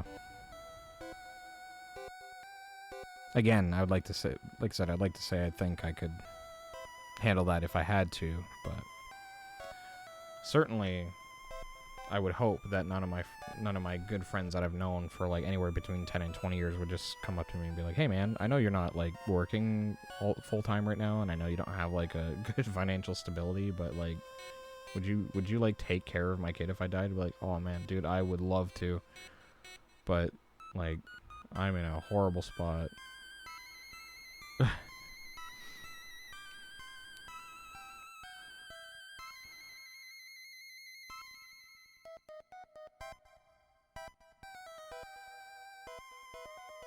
Everyone thinks that Lavender Town music is so scary. Wait, is that Lavender Town that was just playing? I think it was. Oh. By the way, way off topic, but what would you say your VTuber persona's design has inspiration from? Pokemon's? I don't know. I like the color dark purple, and I wanted Gojo to be fancy, so I put him in a suit. The art style, I don't even know. That's actually a good question. So one of the other streamers that I watch, he goes by Soul Lotus. He's pretty chill. But Bunny is I met Bunny through him, and he always says Dragon Ball. He's like, yeah, your character's always very your character's very Dragon Ball inspired, and I'm like, really? I'm like, I don't know. Maybe. I don't know if we're going by the fact that it's like anime and it's got some sharp angles, but in my mind I'm like, nah, like Dragon Ball has like a fucking look that you expect, right? Like in my mind I'm thinking, like, I'll even pull it up right goddamn now. Let's do this. When I think Dragon Ball, I'm thinking something like this, right? We go Goku, right? Just for shits, right? Is that up on screen? It is. Cool. I'm thinking this shit, right? That's Goku, right? We love it. We adore it. It's Dragon Ball. It's real fun. Then we do one of these. Now this is really what I think of Dragon Ball. Yuya Takahashi. This fucking guy. Look at this shit. Look at this. Look at this glorious fucking art. What is this man, if not a god, right? Both in story and out. That's fucking Dragon Ball. That's crazy. I love that shit. Yuya Takahashi needs to animate most, if not all, remaining Dragon Ball Super episodes. I fucking love the Dragon Ball community sometimes. That's great. I love it. Oh, that's so good. I'm happy with that I saw that. That's a great thing. The ears and eyes look super Pokemans to me, but also would see DBZ with the eyes but not the ears. Yep, absolutely. Wanted for shits and giggles, pull up a Pokemon character with, I don't know, like a glare or something on their face and compare that. Legit need to see the rest animated.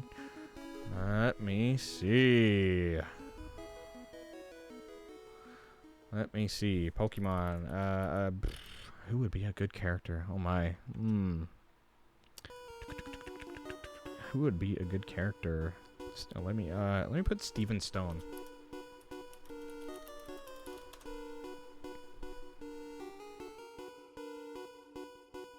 Look at this distinguished gentleman. Just show me the man, please. That is a small photo. Let me zoom in. Look at that distinguished gentleman. What a glorious lad. Very pretty man. How old is he? Like 15 or 17 or some shit? I don't know. He's Steven Stone. He's fucking cool as shit. I don't know.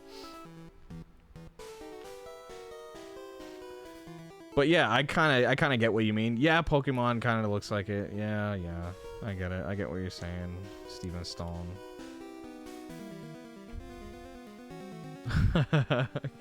God damn it. I see it. That wasn't even my goal. That actually looks almost to a T, the Pokemon fucking art design. Oh my god. I did not even try for that. Wow. The angular face and shape and ear for sure. The eyes aren't as spot on, but it's similar. There are characters from Pokemon that do just have like the black dots for eyes. Not many, but some. Very few, but some. The most common Pokemon character art design is like those big, bulgy, fucking colorful eyes, you know? We all take subconscious inspiration from things. Exactly. Just like with your writing, right? That you said like you take inspirations from music and stuff, right? We all get it from somewhere. That's why if anyone... I think, unless if someone is like, nah, man, I fucking wrote... It's like that, okay, so like random thing, I don't know why it just like popped in my head because of like just the lawsuit, but like the Marvin Gaye Ed Sheeran thing, like, oh, this song, look, it's like the same song. It's like, bro, unless if he's like fucking playing your song and being like, that's mine, shut the fuck up. Do you know how many fucking notes there are in music? right? It's like, do you know how many you have used the same notes in your same music that anyone could probably sue you for? It's like, don't even fucking go there. It's the dumbest shit ever. Unless if it's literally the same song and he didn't get permission, or he's like, no, this is my song, get fucked. You know? You have no right. That's stupid to me. Bullshite. Then we have Brock with no eyes but lots of brow. Yep, exactly. The only time I feel like it's safe to say no, I didn't get inspiration from blank is if you've legit never seen or never heard of read of it. Yep.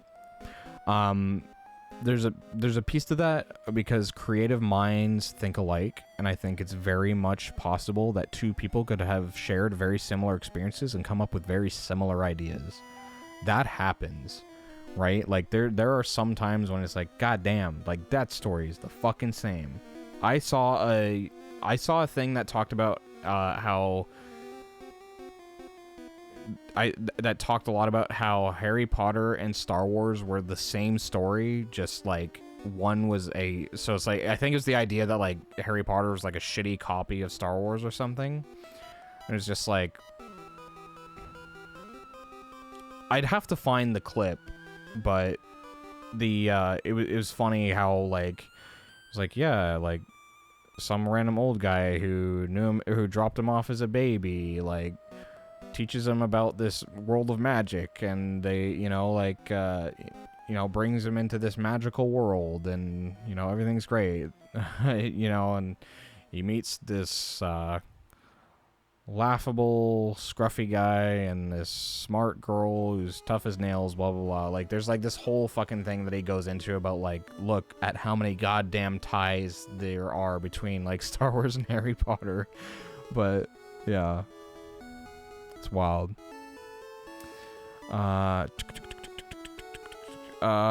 If you haven't seen, heard, or read anything, if you haven't seen, heard, or read it, unless you don't see any resemblance, just assume you pulled subconsciously from it, which is totally fine, as long as it's not a carbon copy. Yeah, exactly. In totally different genres, I've heard the same thing. Yep.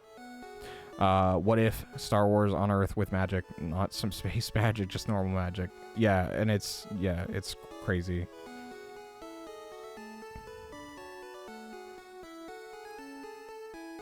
And like that's one of those things too. Like I mean, you're 29. You grew up around Harry Potter, I would imagine. Whether you liked it or not is like completely like up for debate. I'm like of the mindset where like I grew up with Harry Potter, so it's very much like ingrained with my entertainment and my memory.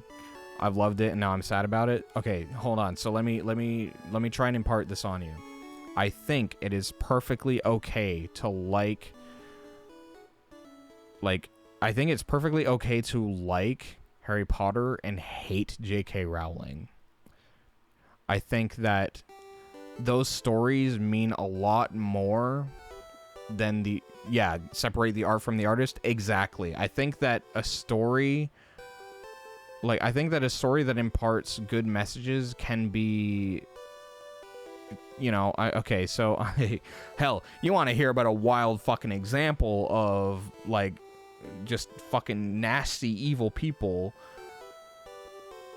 fronting with like, you know, it's like, well, the intention was good, right? Like the whole thought, like think about how religion operates and how the shit is like, be nice to each other, don't steal, don't kill, don't do this, don't do that. It's like, cool, I get it, that sounds pretty good, pretty reasonable. Be nice to each other, treat people how you'd want to be treated, right? There's all this you know, don't do this, try to, you know, strive to do this, and you're like, that's awesome, good job, religion, you killed it. And then there's like oh, this monster of a priest fucking like sexually abused or like physically abused altar boys or all like whoever the fuck was just a nasty shitty fucking guy, and they're like, oh well, let me just sweep this under the rug and fucking move them to a different church across the country. Are you fucking kidding me, dude? That is nasty shit, first and foremost. Secondly, why isn't there a fucking goddamn commandment that says burn this fucker alive? Like, really? Are you fucking kidding me? There are very few things in this world that I'm like, you know what? I get it. And that's one of them. You don't abuse children. You don't fucking violate children. If you do that, you're a sick fuck. It, like, you know, it's like, and that's the, you know, it's the whole thing with, like, anything related to that, right? It's like, really? Are you, it's like, what compelled you to like, oh, you know, like, oh, like, the fucking voice that pops in my head is Sylvester Stallone. I'm not saying he did that. Not even close. I want to have this on the record.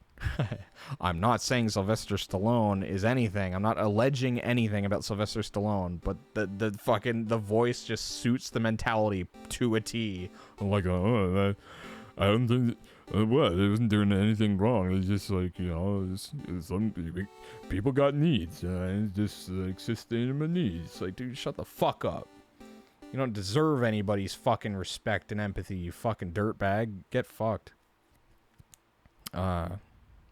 Doesn't mean they aren't shitty. The world is gray. Shitty people don't always do shitty things 24/7. An ass might one day help a kid because it's a kid. What, you think he's gonna kick the kid just because he can be a bit of a dick, right? I won't go too much into it. Not something to talk about here, but I'm a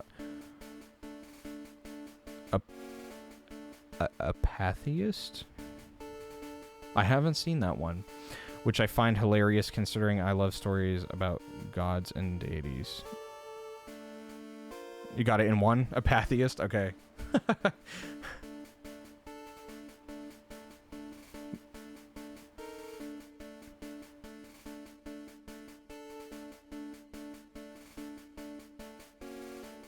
Pantheism is just a lack of caring if a god exists, any god. Okay. For me, I would call myself like agnostic atheist. For me, it's literally like, you know what? I mean, everything that I know and everything that I understand leads me to believe there is no God. But if there is one, then cool, right? Like if I die and there is a heaven and I do get to see all my friends and family and pets and everything and have like this wonderful golden place to hang out, fuck, dude, that's some cool shit. I'd love it. But if not, then you know what? I mean, it sucks, but it is what it is. What can you do?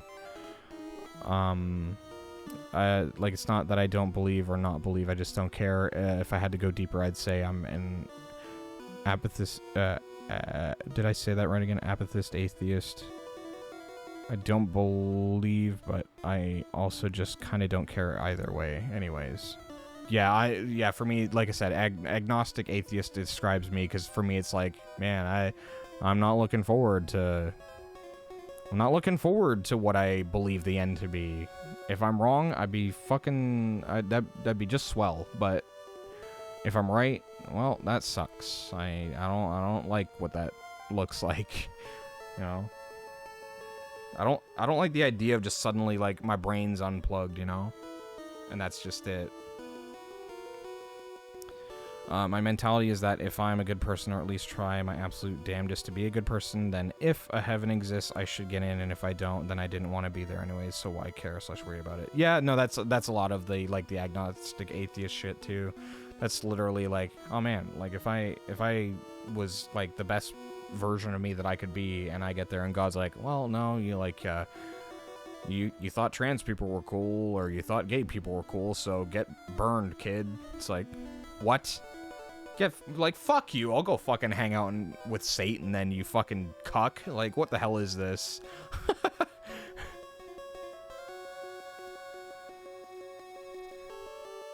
Bill Burr, do you know the comedian Bill Burr? Anyway, he's got a very funny outlook on that idea of, like, so, like, he has this bit that he talks about that's very much like it's very much this, but he's like, you know, it's this idea of like, it's like religion's so fucking stupid. It's like God's everywhere, but I've got to go down to church to see him on Sunday, and like I gotta fucking pray every day and fucking give you money, and like, so all this establishment shit, like, it's just like, go fuck yourself. It's like, there's no way. It's like, you can't sit there and be like, God is in everything and in everyone, but this is where you gotta do it. This is where you gotta hang out. This is where you gotta invest your money. Fuck off. Such shit.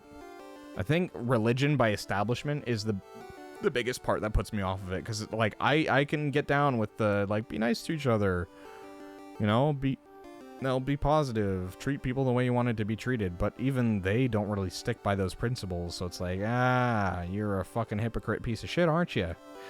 So yeah, like I worked in a church for 3 months in high school, but that was like one of my ties to, like I mentioned earlier, being where I'm from, being very conservative and like very religious.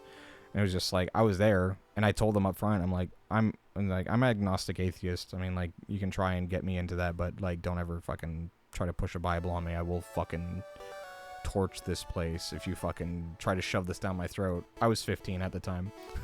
So, but they were thankfully very understanding. They're like, no, yeah, like, you know, like, if that's a decision that you know, we want you to make the decision to come to God of your own accord. And I'm like, you know what? And in my head, I'm like, I can respect their respect in my belief system, but at the same time, I was like, hey, you're expecting me to fucking join in. Get fucked. I've said get fucked so much during the stream, it's gonna become a part of my regular vocabulary. I need to stop. It's 5:38 a.m. Get fucked! Oh, I can't get it out of my head. Okay, the idea, if you don't believe in God, you don't get it, makes me laugh. Like, you didn't believe in me, so you don't get super cool club access rates to my super cool club for cool people. Bro, are we 5? Is this some no girls allowed level shit? Yeah, exactly. One of my stories I have planned is about a guy who sacrifices himself for his wife by pushing her out of the way of the bus, and then on a technicality gets sent to this world version of hell because since he knew it would kill him, they labeled it as technically being suicide, which in some beliefs immediately equals hell. Yep. One time I opened the door to some Jehovah's Witnesses shirtless, and when they tried to preach to me, I was like, oh dude, totally want to come in and tell me more. Do you take your blood virgin or goat? Yeah, fucking A. I have a I don't even know what the fuck they're called. Like a Jehovah's Witness gathering thing. A church. I don't know what the fuck they call their place of worship. But like down the road from me, and like it was really funny because like my buddy and I were passing by, and I was like, they had this sign up, and they were like, barbecue open to anybody, like parishioners and non-parishioners welcome. And I'm like, oh my god, like, dude, a fucking free barbecue. Both of us were like, oh my god, I want the food. So we didn't go, but it would have been funny to go just for that.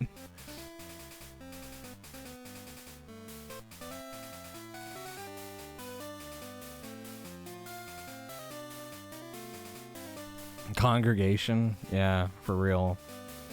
It's a place where people congregate. It's a congregation by definition, right? Has to be. What else do you call it? That fucking picture keeps leaving. I gotta figure out a better way to handle that. Kills me.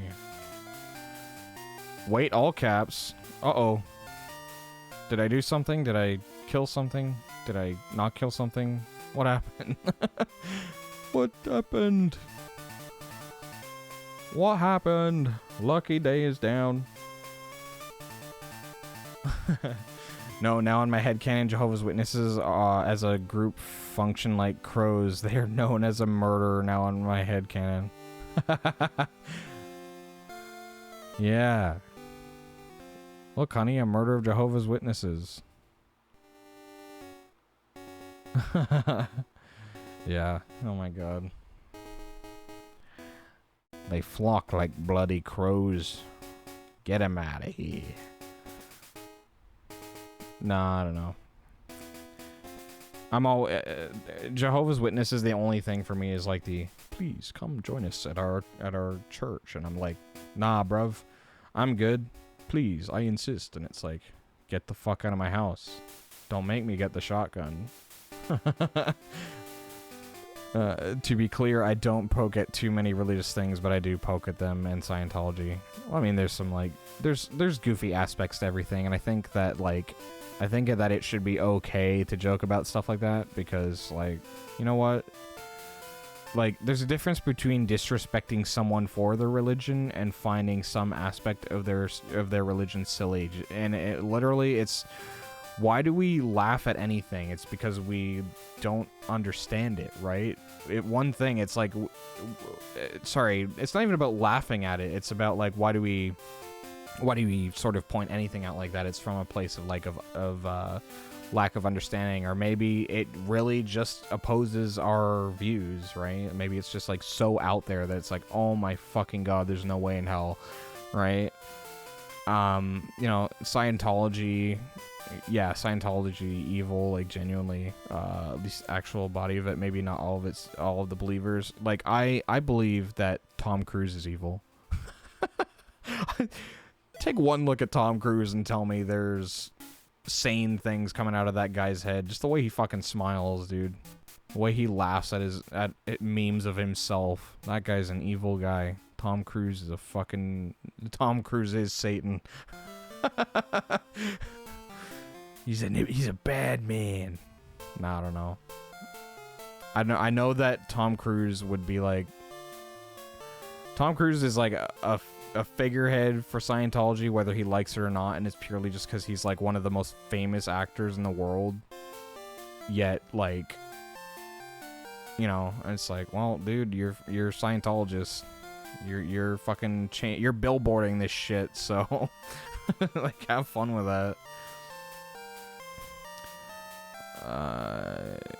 Like, they definitely kill people.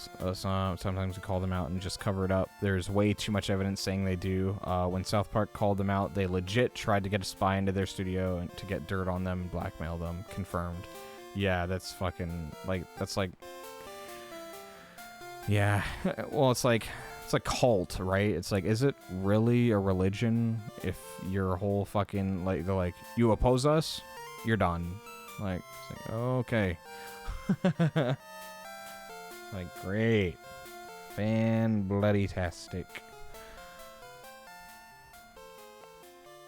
So that's why I view them as fair game. Hey, fair, right? Fair is fair. Ay. 5:44. I think this has been fun, but it has been almost 7 hours. Like, I won't make jokes about Christians, Jews, Catholics, or anything else unless it's generally or lighthearted jabs. Yeah, well, I mean, like I say, I mean, being Jewish, Catholic, or anything doesn't even have to mean that you support every single idea. There's a difference between, like, devout and, you know, observant. I think it's perfectly fine. 7 hours, get good. 12 hours minimum, get some good rest. I will. I think it's about time. I'm gonna pop a melatonin and some magnesium glycinate and fuck. I think it's magnesium glycinate. It's something like that. I'm gonna take something to help my back settle down, and take something to help my brain settle down, and I'm gonna fucking pass the fuck out. Probably gonna eat and then sleep, which is unhealthy, but I'm so hungry. I was hungry at 3, but I was like, this is fun. I want to keep it. I want to keep hanging out. So, yeah, it was exactly like Doff was like, yo, I'm out. I'm going. And I'm like, okay, I'm gonna keep this up. It's exactly what happened, right? But yeah, I do think that I should at least attempt to get some sleep. Sorry, but I popped your general chats, Cherry. Sorry, not sorry. Not a problem. Server general chat. Oh my god, I popped general chats, Cherry. What to say? What to say? Can't waste it on nonsensical verbal vomit like this. Funny. It will never be pure again. Yeah. It's all over now. Alrighty. Thank you everyone so much for watching. I plan to stream tomorrow, but if I don't, I apologize. It is my plan. I will try to start around 10 p.m. tomorrow night. This has been Gojo here. I don't know what I'm going to play tomorrow. It might be more Stardew with Doff. It might not be. I might stream during the day. I might stream at my regular time. Who the fuck knows? It's Sunday. Anyways, thank you everyone so much for watching. If you haven't followed, please consider following. If you're watching the VOD, holy shit, how did you get this far into the VOD? You are a champ. If you're using this for sleep, that's wild. I've never had anyone use me for sleep before. That's insane. Anyways, take care everybody. Have a good night. I will be back again soon. Hopefully you will too. Take care everybody. Have a good night.